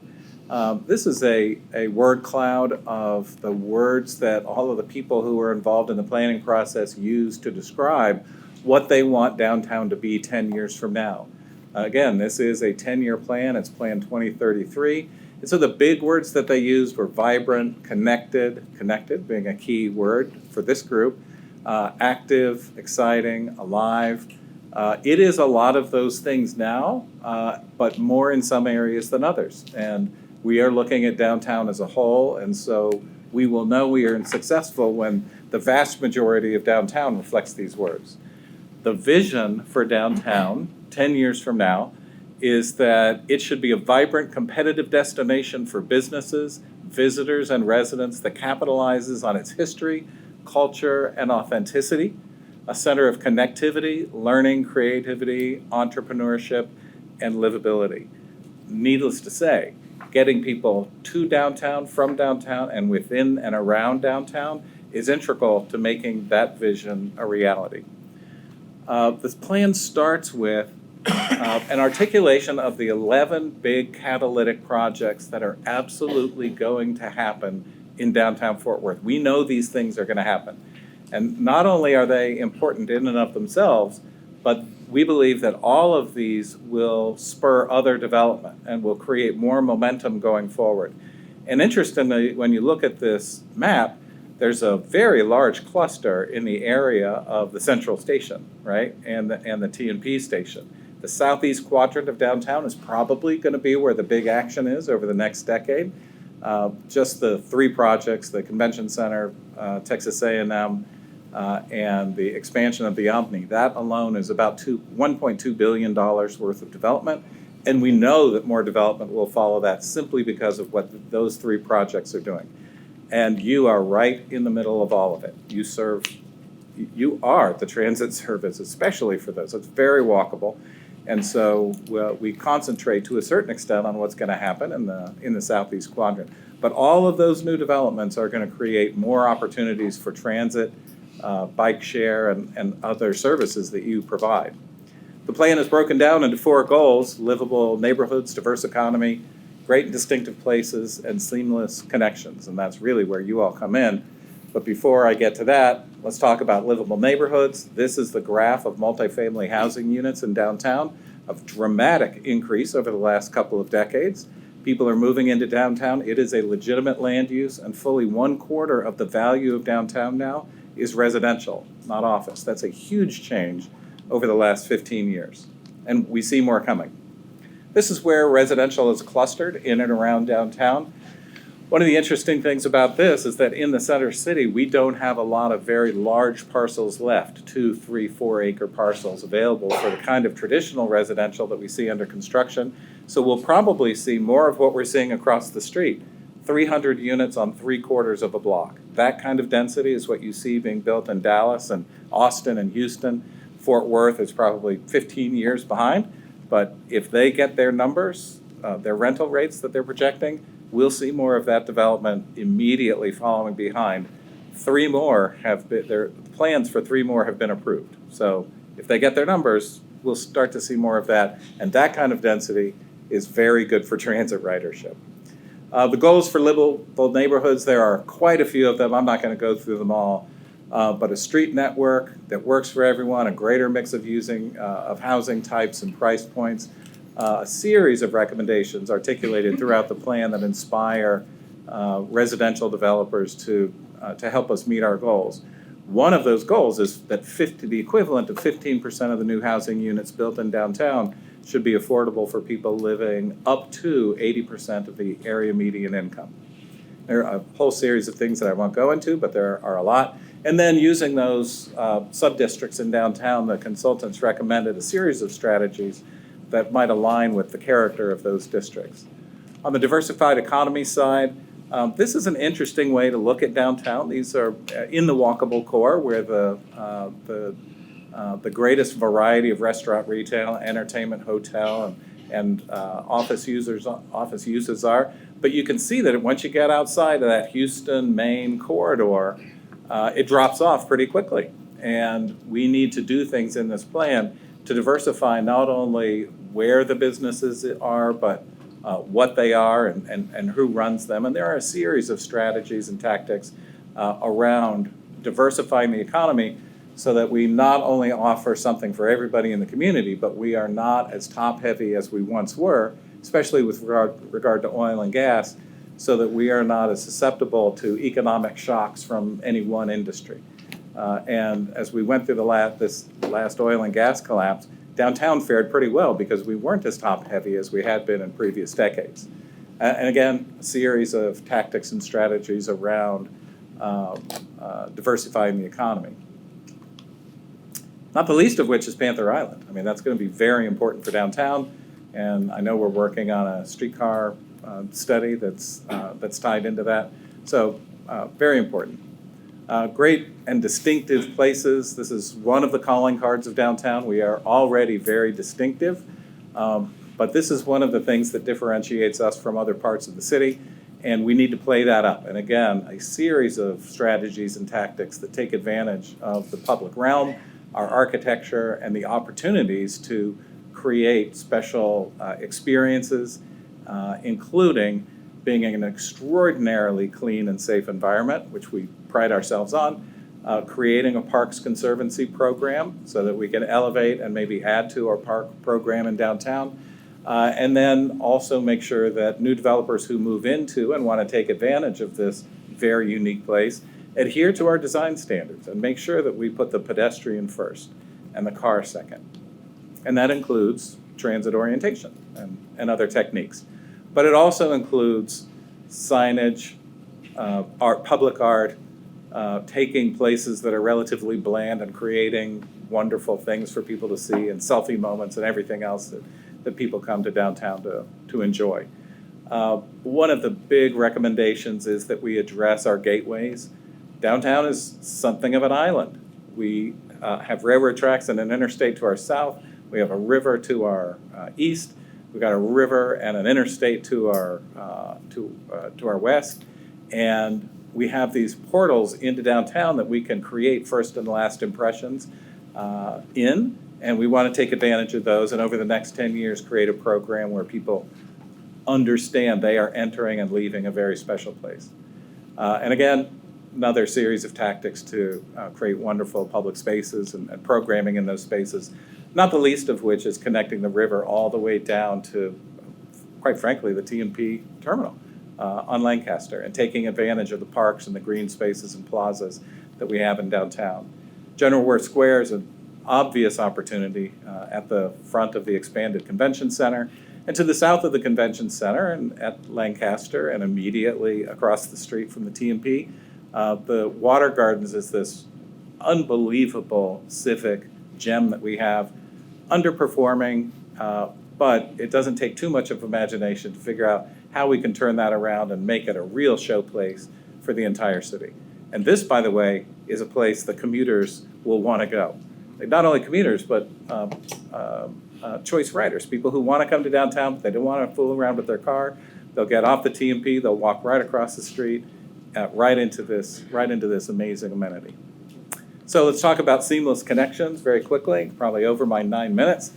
But we should offer safe and attractive options for all modes of travel into downtown. Again, re-emphasizing that people-first approach, better connections to the adjacent districts, and I heard you talking about that earlier, and supporting sustainability and the need to reduce travel by the automobile. Again, a number of 10-year outcomes are recommended in there, and again, I won't go through each one of these for you, but I would point out 4.5, which is to strengthen transit leadership and advocacy. I know that the leaders of Trinity Metro have worked very hard to elevate the profile of transit usage and funding in this community, and it hasn't always been the easiest thing in the world. And we heard that loud and clear during the planning process, and I think everybody is on board with the idea of elevating that in the civic agenda. There are a number of other things that come right out of your planning that are articulated in our plan that we want to be partners with you on. On the implementation side, I chose this font on purpose. What's the fourth line there? Well, I chose it on purpose because I knew you wouldn't want me to read it. But this is actually just one page. This is the diversified economy page, one of the diversified economy page, but there's a whole one for every one of those 4 categories. And the consultants did us the honor of saying, well, this should be short-term, medium, and long-term. Needless to say, those are wild guesses that have a lot of variables associated with them, but they're a good starting point. And this is, we're going to use this matrix to guide us as we go through the 10-year implementation process to keep us on track, to keep the committees going, and to give us agenda items that we, the city, the county, the chambers, that we can all work on together, that we've all agreed are priorities, and that we can actually look at a box and check it off, or say, nope, we're not going to do that, we're going to do X, Y, Z instead. This is our agenda going forward at Downtown Fort Worth Bank, and you are a big partner in it, and we want to thank you again for not only your funding, but your very visible participation in the process.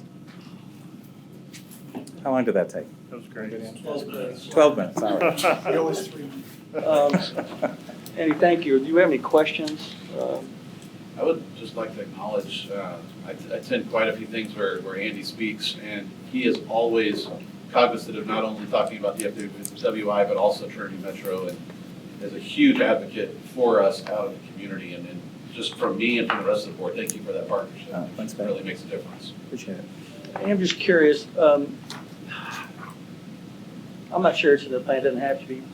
It would seem just anecdotally that the streets around Sundance Square are just not used very much. Is there any thought about just closing them down? No. In the strategic action plan, there is a discussion about whether or not Main Street itself could be closed. You know, it dead ends at the plaza, at both ends of the plaza, and it dead ends at the convention center, and it kind of dead ends at the courthouse. There is a lot of traffic there. There's a lot of delivery needs there, valet needs on Main Street.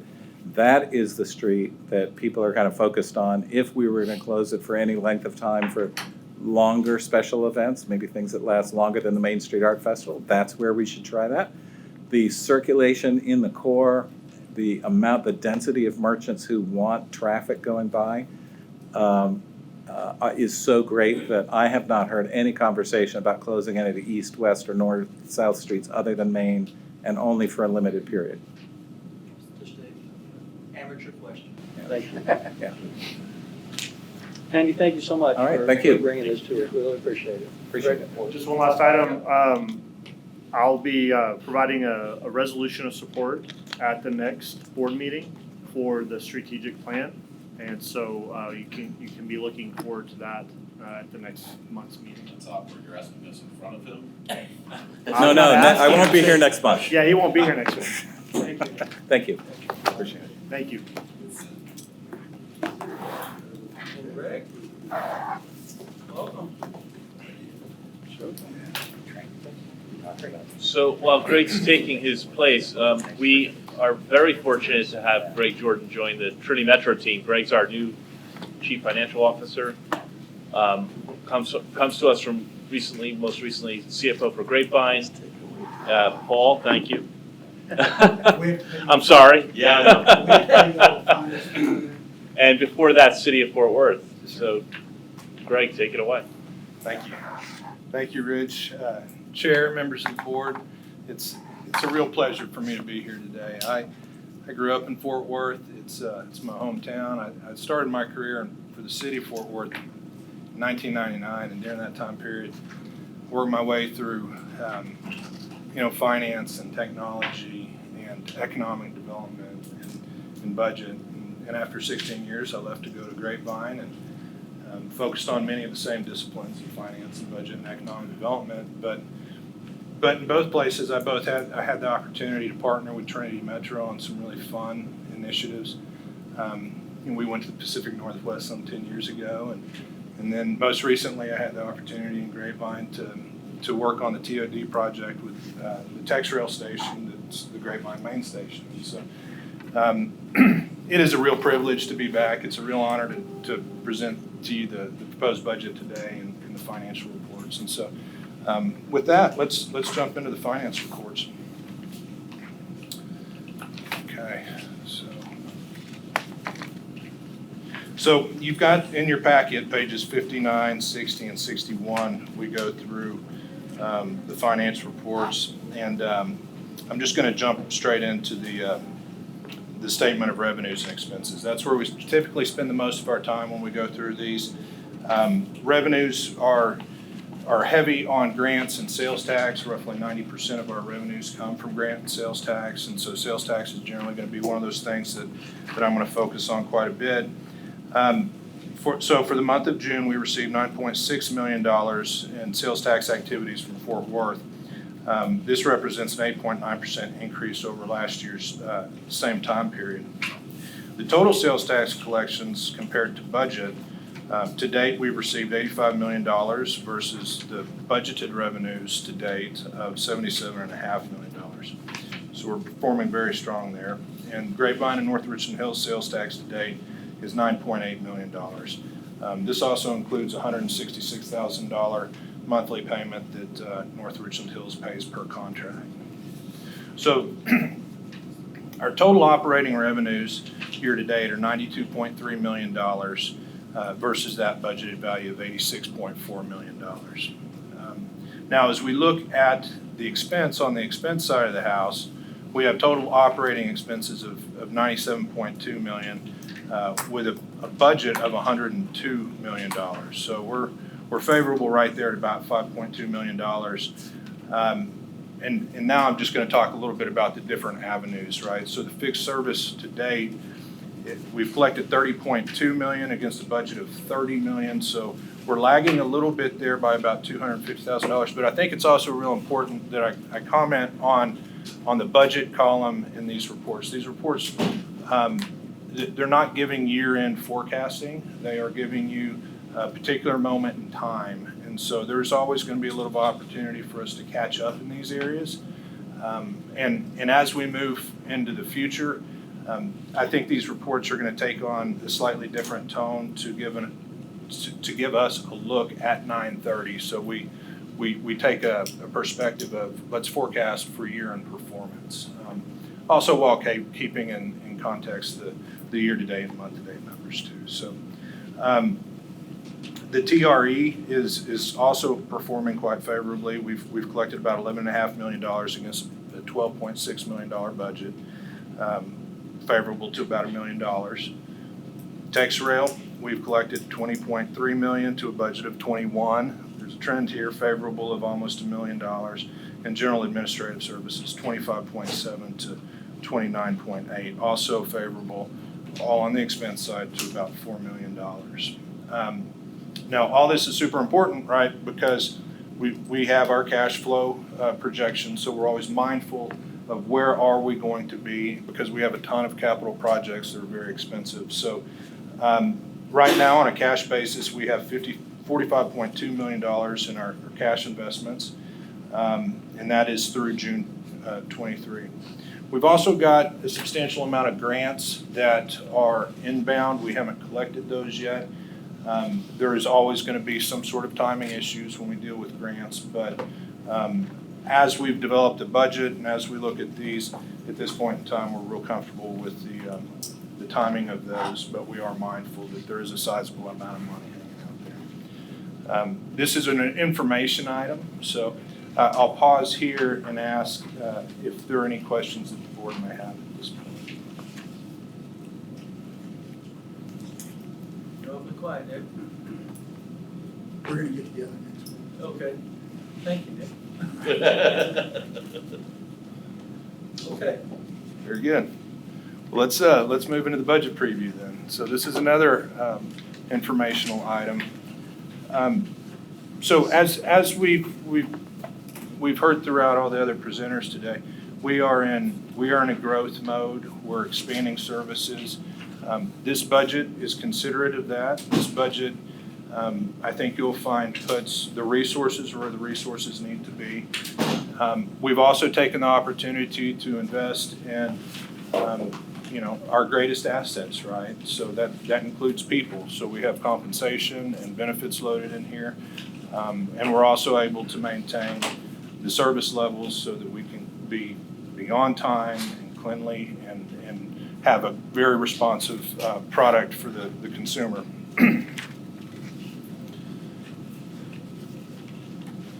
So today, I'm just seeking your input, a little bit of dialogue. I'm going to go over the budget discussions, talk a little bit about some of the assumptions, provide you a general overview of the expenditures and the revenues.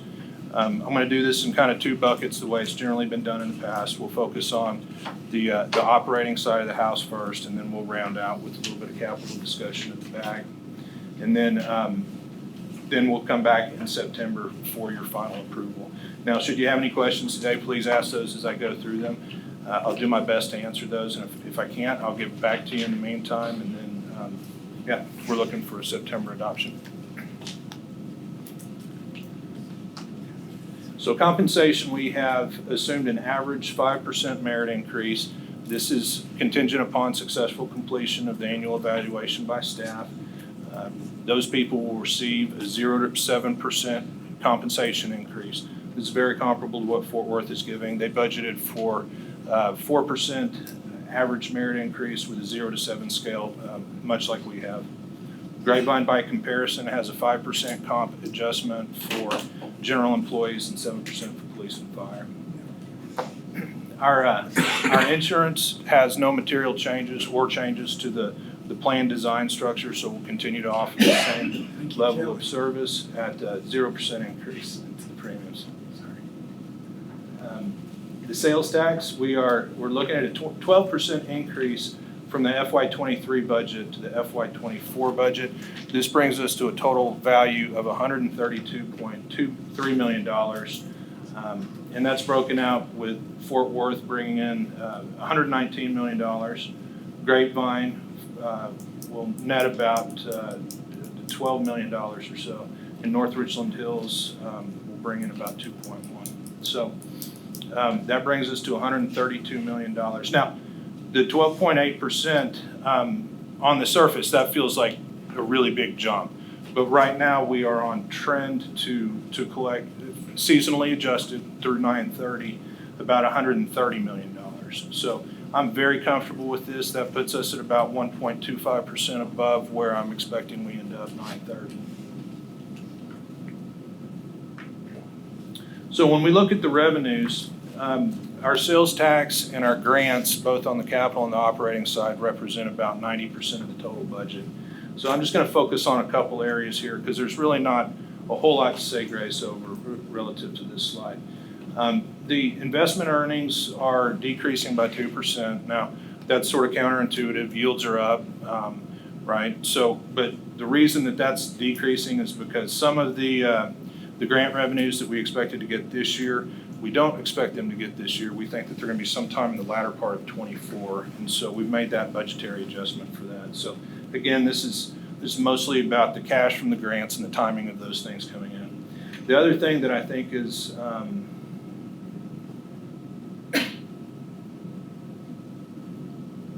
looking at the slide instead, is the rental income. That was another piece that decreased. That's primarily because our warehouse tenants had to move out because it's no longer habitable. And then the Fort Worth bike share is decreasing by 33%. And that's really just because of trend. We've gone back and taken a look at the past trend for the program. We were just too aggressive on prior year budgets. It doesn't speak negatively to the program at all. It just says that we were just a little too high on that. So we're bringing it back into alignment where it actually needs to be. Okay, so this slide shows us the total revenues at the top, right? We see those increasing at 24%. If we look at the bottom of the expenses, we'll see that going up by 12%. We're also expecting our ridership to increase by 9.5% next year, so about 10%. So we're seeing the revenues go up 24%, the operating expenses going up 12%, and the increase in demand going up by 10%. So I point that out because I think it's relevant in terms of we're putting the money where the money needs to go so that we continue to provide the services. Let's go back one real quick. So just a couple highlights on this. The utilities are decreasing by 6.2%. That's based on current year trend and forecasting forward. One of the other things that decreases on this that's noteworthy is the insurance cost. The property and liability contracts have been renegotiating, and they are saving us a substantial amount of money, and that's courtesy of Greg Dickey. That's really good work on his part, so I want to give him kudos for that. We've also consolidated the IT contracts enterprise-wide, so we've moved those out of the departments and over into IT so that they're consolidated under a single umbrella. We can go on to the next. So this is basically a restated slide from the one I previously showed you. However, this one groups the expenses by activity. So it gives you a different sort of glimpse into where the money's going. Fixed route operations, right? We've got about $36 million at the very top. Tex rail operations, that's increasing, right? As we talked about the increase in ridership. TRE operations. Now, when we get into access and zip zones and nets, there's substantial increases in those. And as Wayne pointed out earlier, oftentimes those are kind of services that come at net neutral cost to the agency. So I think that's also an important highlight to make. Overall, the total budget expenses are up 12%. Okay. So this is just another pie chart of how that $154 million gets spent. And relative to this, I think that if I'm highlighting anything on this slide for y'all, it's only 71% of this is in true service, right? Whether it's bikes, van pool, nets, zip zones, access, bus, rail. There's about 29% that's in support, but a lot of that goes back into those various other activities. So about 70% true sort of service delivery, and then everything else is supporting that. Thank you. So as I mentioned earlier, the expense budget goes up by $16.6 million. This slide shows us how that $16.6 million gets spread out across the different areas, right? So purchase transportation is going up $9.5 million of that 16.6 rather. So, that's roughly about 45% of it. And then the rest of it is mostly broken out into these other areas such as maintenance and security and IT and insurance and whatnot. On the revenue side, I've provided a similar look here too, so you can see that that 90% of our budget is from the revenues comes from sales tax being 41%, and the other 51% in grants. And And you can see how that makes out. And then fares, the fares we kept flat from the 23 budget. We did that because in the current FY23 budget, we thought fares were going to be accelerating at a faster pace. We are definitely getting there, but we'll hit that target in FY24. And then other revenues just makes up a very small piece of the pie. So the $63 million increase to the revenue side of the budget, that's broken out in accordance with this. So again, the majority of it comes in grants and sales tax, and then just a very small sliver of the other in there as well. So on the capital side, that sort of rounds out the operating side. The next two slides give us a look at the capital budget for FY24. We're expecting that to be about $131 million. And this is a high-level summary of how those projects get broken out with TRE, TexRail, bus, and so forth and so on. The next slide is going to give us the detailed breakout for those high-level summaries, so we can see exactly how some of these dollars get baked into the larger piece. When we put all this together, we were very mindful of the 5-year cash flow projection. We have a lot of capital projects that are going to come online in the coming years, and so we've got to be real mindful so that we can continue to meet our reserve requirements. And as a reminder to everybody, that's 10% of the expense budget. And so as we look at this, if I can just draw your attention to the very last row, the second to the furthest column to the right, we see a residual cash of $7.7 million. So that is the lowest point in time that we come to zero, where we still meet our reserve requirement. So that was just a very meaningful number on this slide. We could never let that get down to zero or below. So being mindful of the capital project planning. And again, right, there's a lot of timing with grants and whatnot to play into this. And so that concludes my budget. We've got a budget before you that responds to the need. It's consistent with our partners' input. It reinvests in our own employees so that we can continue to provide great service and take care of the staff. And with that, I'll answer any questions that you all may have. Yeah. I know you're drinking from a fire hose, and I have some history working with you. I'm really excited to have you on board. Rachel will probably say something nice about you, as he said about everybody after they're done. With bike sharing, I know I have lots of words happening at the same time in my brain.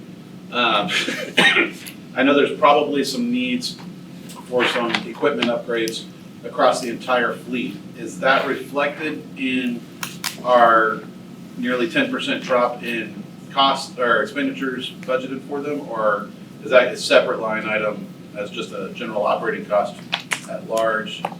There's just a whole lot to digest there, and the net decrease has me a little nervous. That's the word I'm going with. Sure. So that's only reflective of the past performance of where we ended up. Okay. And it's also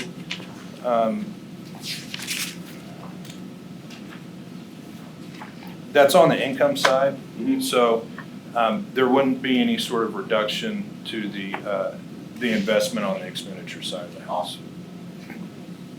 I know we've got a great team and a lot of potential and growth happening there. So I'm always, it's turned into one of my babies. So I will watch it. We will nurture the baby. Okay. I'd also like to take a moment to give credit to Alex and Greg Dickey and Kristen. They all really were very instrumental in helping to put this together. So I need to give them great credit for that too. Awesome. Getting all pretty easy today. Yeah. Hey, Charles. Charles. I'd like to ask, when you projected revenue in the budget, you didn't put any increase in for fares, although we are having increased ridership. How do you square that away? Sure. The fare revenue that we adopted, I'm hopeful that we end up the year hitting that target. I think we're gonna lag below that. So, and as just a matter of principle, since it's gonna be very close to that, we didn't adjust that upward by any significant factor. That fair value was increased with the FY '23 budget because the anticipation was that we would meet and exceed all of the pre-COVID ridership numbers. And we're very much on our way there, but the finances haven't reflected that on the collections yet. And so as just a more conservative approach for next year, we left that value flat. And I'll add to that, which is that not all trips occur with single ride tickets. A lot of the activity is with multi-ride, day pass, monthly pass. So when folks take more trips, they're not contributing to the revenue, right? If you take more trips on a monthly, that doesn't show up as a revenue bump. And one of our goals in the coming year is to shift more people to passes, because from a customer experience standpoint, our focus is driving ridership, and we want people to take advantage of those passes. So you anticipate the fare collections for an increased ridership to be the same because we're using a lower fare base? Trips per pass would increase, right? So if you typically take 2 trips on a day pass, maybe you'll take 2.5 now, right, on average. If you have a monthly and you don't normally take 22 trips a month, maybe we can get you to 25. It's rewarding. One of the things the marketing team's going to be looking at is loyalty, a loyalty program, driving ridership. The more you ride, the more you save. So those things, while they drive the ridership number higher, they don't show up as a revenue increase. Thank you. And it's also illustrated too, if you take a look at the statement of revenues and expenses in the previous, there's some fair numbers in there that'll reflect that we are lagging in some of those areas too. So that sort of also helps. We're growing into the numbers in those areas. This year's number was just too aggressive. What's our average cash position per month? Just have an average.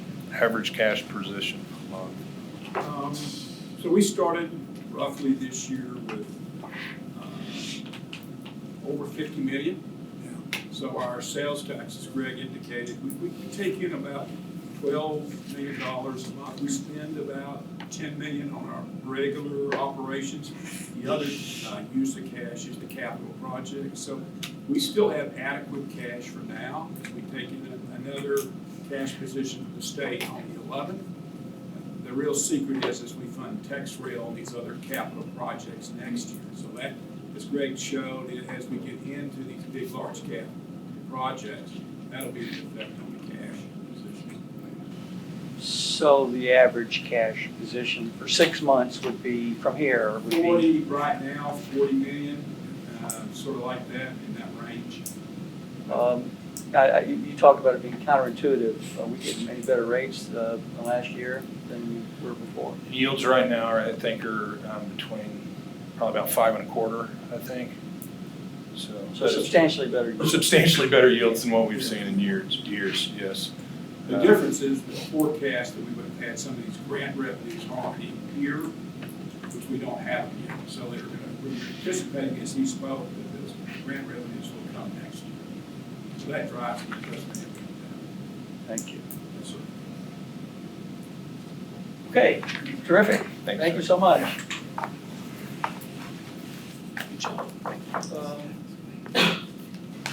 Let's move into the action items. Wayne, you've got 2. Let's do those 2. Talk about your CNG.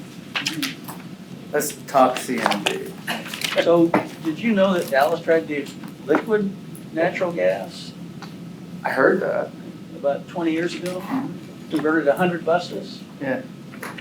Not one of them works. That's what I heard. Yeah. That was the story. So so that we'll tell you a story about our That's it. game plan right now. So if you. Hey Wayne, I'm sorry, before we get into the Yeah. discussion, a little bit of change in the board process. Based on your feedback, we have action items and then a consent agenda. The action items will be discussed individually and voted on individually. When we get to the consent agenda, if you have feedback and anyone wants to remove an item from consent to discuss separately, we can do that. But what we're proposing here in this agenda is that consent agenda would be voted on as one action. Is that Perfect. And if you all would rather go through all of the consent agenda items, we're happy to do that. Until tomorrow. I think that's a, go ahead. Rich. Yes. Wayne? All right, so on page 80 of your board packet, there's BA 2023-41, titled Compressed Natural Gas Buses. So just a little history. As you all know, we have a primarily CNG fleet. Actually, 5 years ago, about this month, we were finishing off a project where we were upgrading the CNG system at HRP. We did that and actually improved our productivity of fueling buses, and so we were totally into CNG buses. We then purchased our first 4 battery electric buses. So some people might be sitting here saying, why aren't we going more towards battery electric? Number one, compressed natural gas is a cleaner fuel than diesel. It's 20% less emissions than diesel. Two, we know the technology. The technology is proven with regards to this compressed natural gas. Our facility is set up where we have a great system for delivering that natural gas. Putting more battery electric buses on HRP will take up more space because you'll have more charging stations. And so our goal at the moment is, let's see where the technology goes with battery electric buses. There are some issues we could talk about outside of this, but it takes a lot more work to operate a battery electric fleet than we currently have capabilities. Just for your knowledge, a simple piece of evidence is battery storage. We cannot store batteries on our property in our current setup. So it takes about 3 months to get the batteries to, if a battery set goes down. So we're focused on CNG buses. We did a new RFP because prior to this contract, we had large increases due to the pandemic. We thought it was wise and at the best interest of the agency to put an RFP on the street. We did that recently and we got 2 bidders. One was Gillig, one was New Flyer. We followed the Trinity Metro's procurement department procurement policy with a request for proposal and is in compliance with all applicable federal, state, and Trinity Metro procurement requirements. There was no DBE utilization in this bid. From a financing standpoint, Greg has the capital dollars in the FY 2024 capital budget. Funds for future contract years will be considered in respective proposed budgets.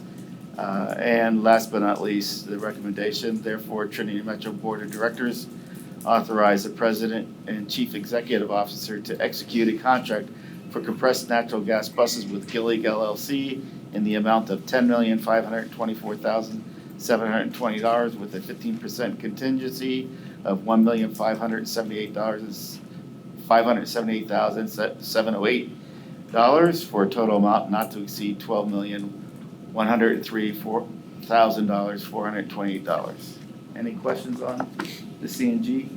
What do we do with our old buses? We sell them at auction as required for disposal. Very little, maybe $1,500, $2,000, just depends on the market. I buy a bus.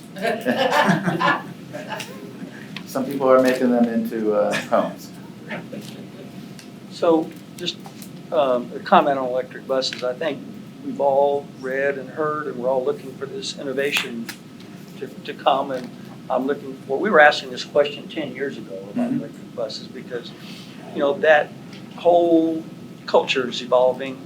I don't know if you read today in the paper, yesterday, Proterra, major manufacturer of electric buses, either they went out of business, went bankrupt, Yeah, there's- restructuring.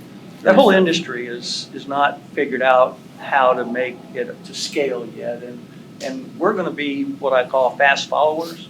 As soon as it makes sense to us where we can put the charging stations where they need to be, store the batteries. As soon as we can do that, I think we'll be one of the first to adopt that kind of technology. So is that a fair statement, Wayne? That's a perfect statement. Yeah, well, I drive an electric car for 10 years. I believe in the technology. It's fabulous.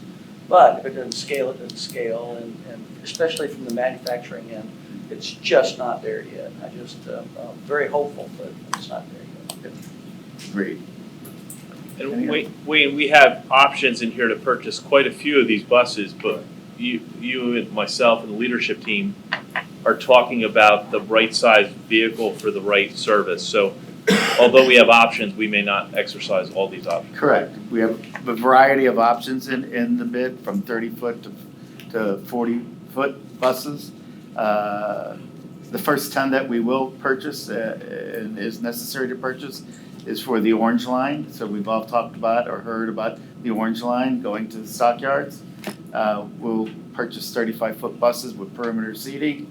We'll deck them out with Wi-Fi and nice flooring, wooden floor, luxury vinyl flooring, but looks like wood. Luxury vinyl. It's luxury vinyl. Let's go to the stockyards, you got a wood floor and a little barbed wire on it. Excuse me, I'm sorry. Yeah, there may be some horns on there eventually.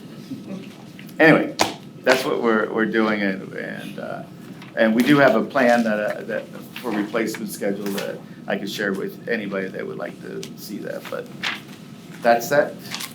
Why don't you go through the next item too, Wayne? Sure. So if you get to page 81, turn to page 81, you'll see BA 2023-45.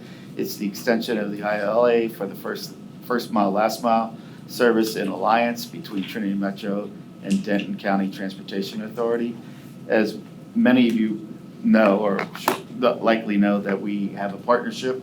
Again, 5 years ago when I first joined the organization in this month,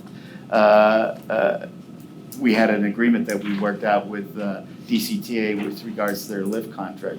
We did so because COG was asking us to provide the first mile, last mile connection. It used to be provided by Toyota and MV Transit, and they were both backing off, and COG was willing to provide dollars for the service. So we partnered with Denton, piggybacked off their contract. We're coming to the last year of that contract that we need to extend. That's what we're asking here, to extend that contract one more year.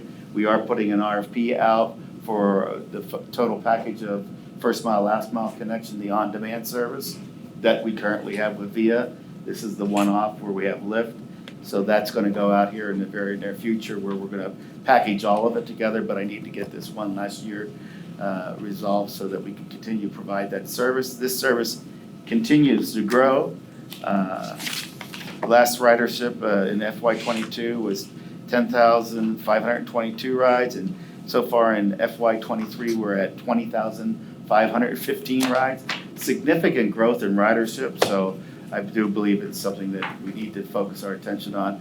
We're going to have the express route going to north here soon. As you heard, the MCI buses will finish pre-production meetings in January. Those buses will be delivered in June, so we have to make sure that we have a service to pick people up there. We followed all the Trinity Metro Procurement Department has followed its procurement policies and procedures with this ILA and the extension, and complies with all federal, state, and Trinity Metro procurement requirements. There's no DBE requirement in this particular agreement. Funds are available in the Trinity Metro proposed FY24 operating budget. Funds for future contract years will be considered in respect to proposed budgets.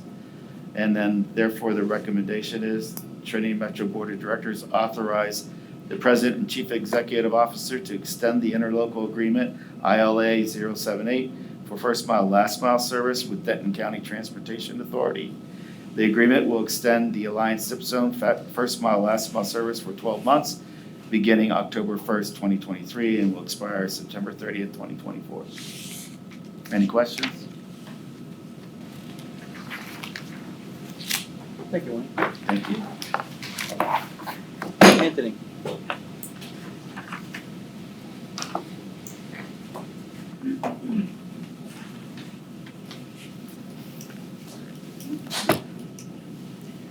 Good afternoon, Chair Davis, board members, President Dresky. My name is Anthony Fuller, and I am the Director of TRE.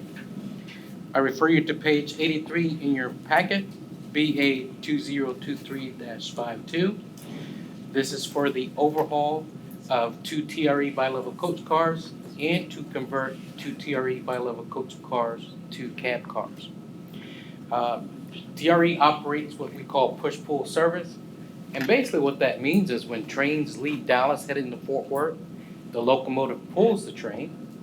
And when it departs Fort Worth heading back to Dallas, the locomotive pushes the train. That was a big negotiating point. Did you know that? No. TRE, yeah, we wanted them to go this way into Fort Worth and they did.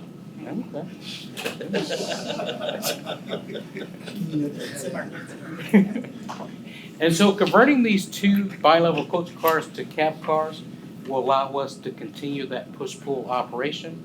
It also will bring our cab car level closer to the recommended spare ratio. We currently have 8 cab cars. It's recommended we have 11 to allow us to continue regular revenue service and to perform preventative maintenance as well as any major maintenance that is required. The overhaul of the 2 coach cars. These coach cars are currently sitting at CAD Railways. TRE currently has an overhaul contract in place that was signed back in August of 2019 to overhaul and to perform what we call side sill repairs on some of our coaches. And basically side sill repair is strengthening the crash worthiness of our equipment in case it should get into an accident. It's bringing it up to what we call FRA standard. And so the ask here is for the board to Trinity Metro Board of Directors to authorize the President and Chief Executive Officer to provide funding in the amount of $3,499,630 and execute agreements with DART to convert 2 Trinity Railway Express bi-level coach cars to cab cars and to overhaul 2 bi-level coach cars pursuant to the second restated interlocal cooperative agreement between DART and Trinity Metro for the operation and development of TRE, and that agreement is dated April 13th, 2021. Also would like to share with the board members that this is actually part of a larger TRE fleet strategy. Recently, both agencies along with TRE staff agreed upon a path forward on how to handle TRE's fleet to bring it back to a state of good repair and increase the customer experience for those riding TRE. So Anthony, is it better appearing before this board or would you prefer the DART board? DART's gonna pay about the same thing. Yes, this is a 50-50 share. This is a recorded meeting. Jeff, it's kind of like push or pull. 50-50 share. But again, so. Are there any questions on this item? Need a motion? Okay, we've got 3 action items, BA 2023-41, BA 2023-45, and BA 2023-52. I'll entertain a motion. Don't we have to vote on this? Pardon? Don't we have to vote on? I thought so, but maybe it's this chair misbroadcast. Okay. Yeah, I think as long as you pronounce the BA numbers. Okay, great. Move to You approve. can do that in 6, as long as you pronounce them. Okay. Second. That's why I pronounced them. Move to approve all 3 of them. And Chris seconded it. I'll second. Motion is second to approve the action items as enumerated. All those in favor say aye. Aye. Is there any opposed? The motion carries. We have a consent agenda. It's been in your packet. And I'd be happy to remove any of those consent items and have it presented by the staff.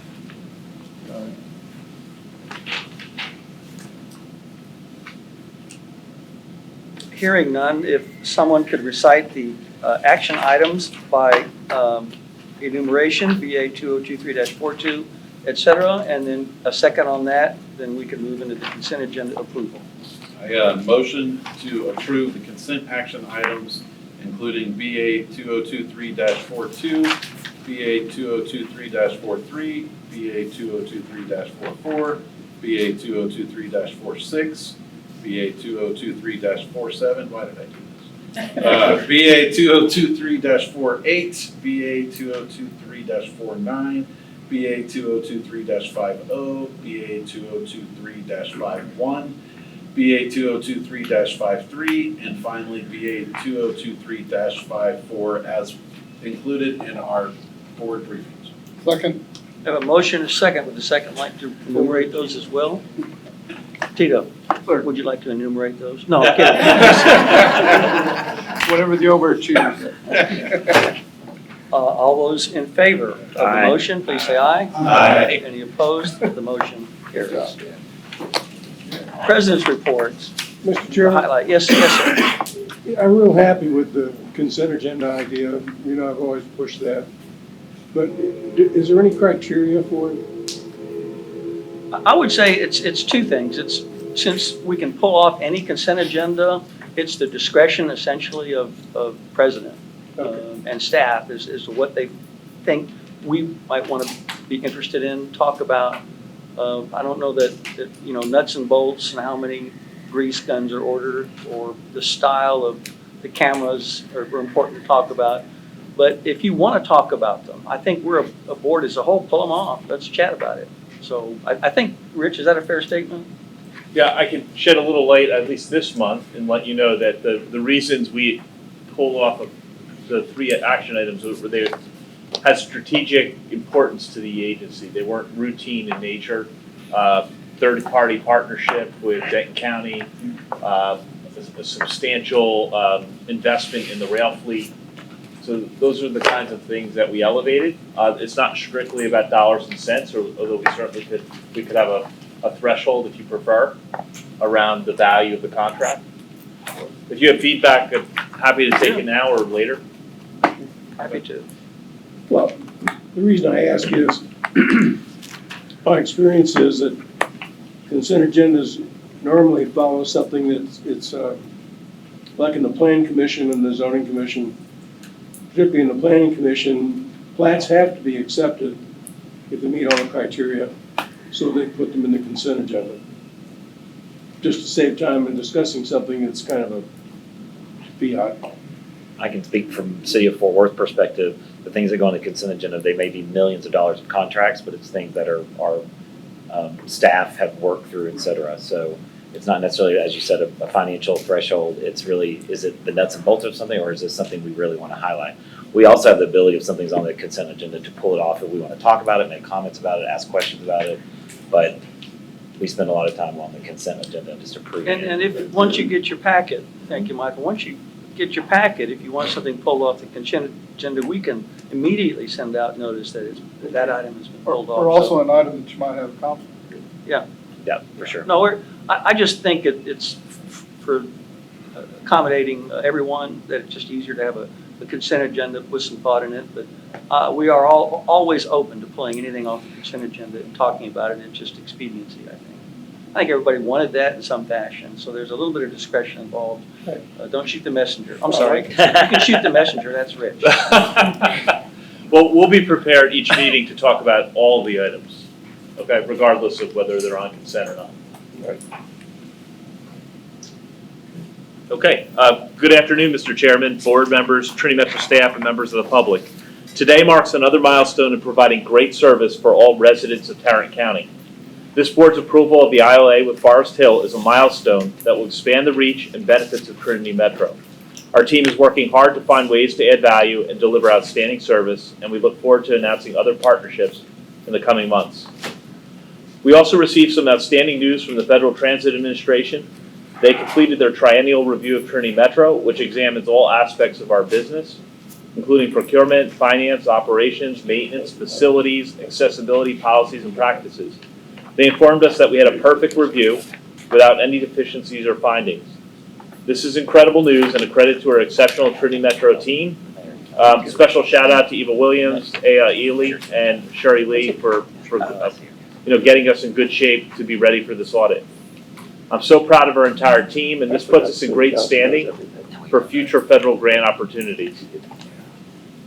At times, you've heard me speak about the role Trinity Metro plays in the growth of our region and how we need to be more strategic in planning for the future of transit. I have a brief update for you today.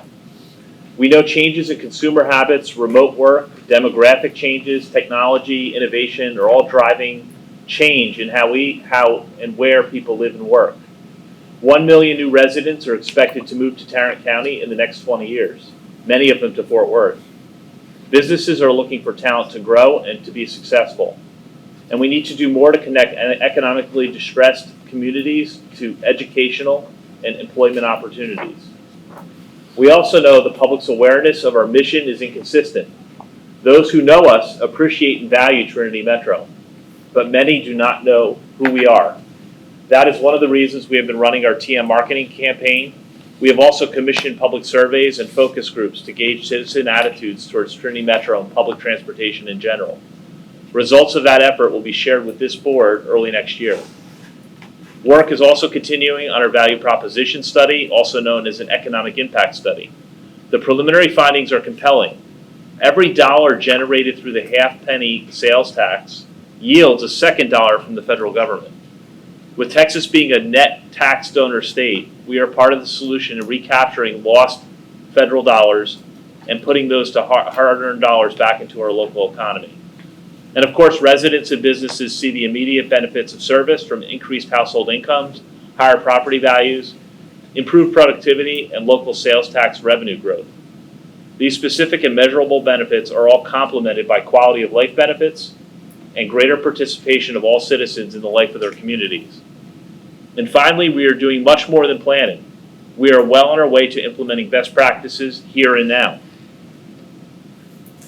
The first buses with brand new seats will hit the streets tomorrow. Thank you, Wayne.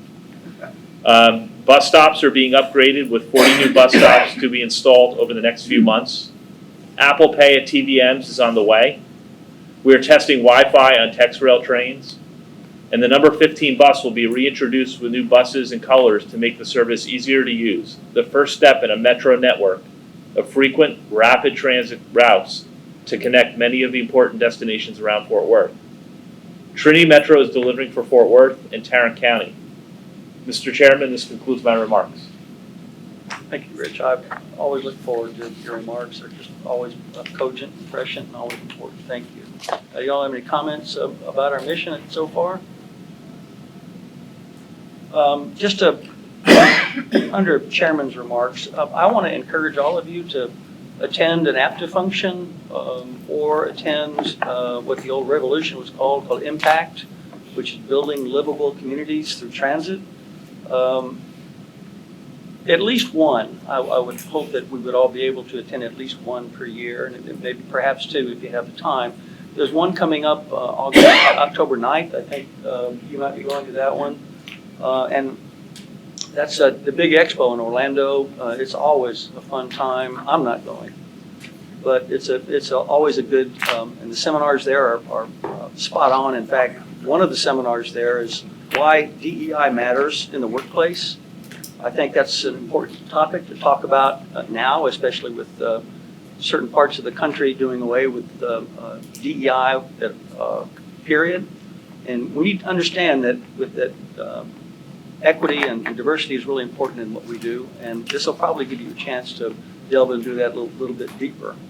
And I'm a big fan of Impact. That'll be in November in Phoenix. Always a terrific bunch of presentations by remarkable people in the field. The next comment is about a letter that I think that went out. You have a copy in front of you, and it's from several mayors, including Matty Parker, our mayor. We have such a great relationship with DART and a great relationship with DCTA, and we're doing things currently that they're talking about doing in this study. And I love studies. I love transparency. I love data. We've got to be careful about studying things and not doing something. And we've had some experience of inefficiencies and efficiencies, and I think locally, we are able as a group to solve a lot of our problems by reaching out to our neighbors and partners. And I don't have a problem with the study. You please notice that neither Arlington nor Grand Prairie are in the study. You know, I'm just not sure how you can be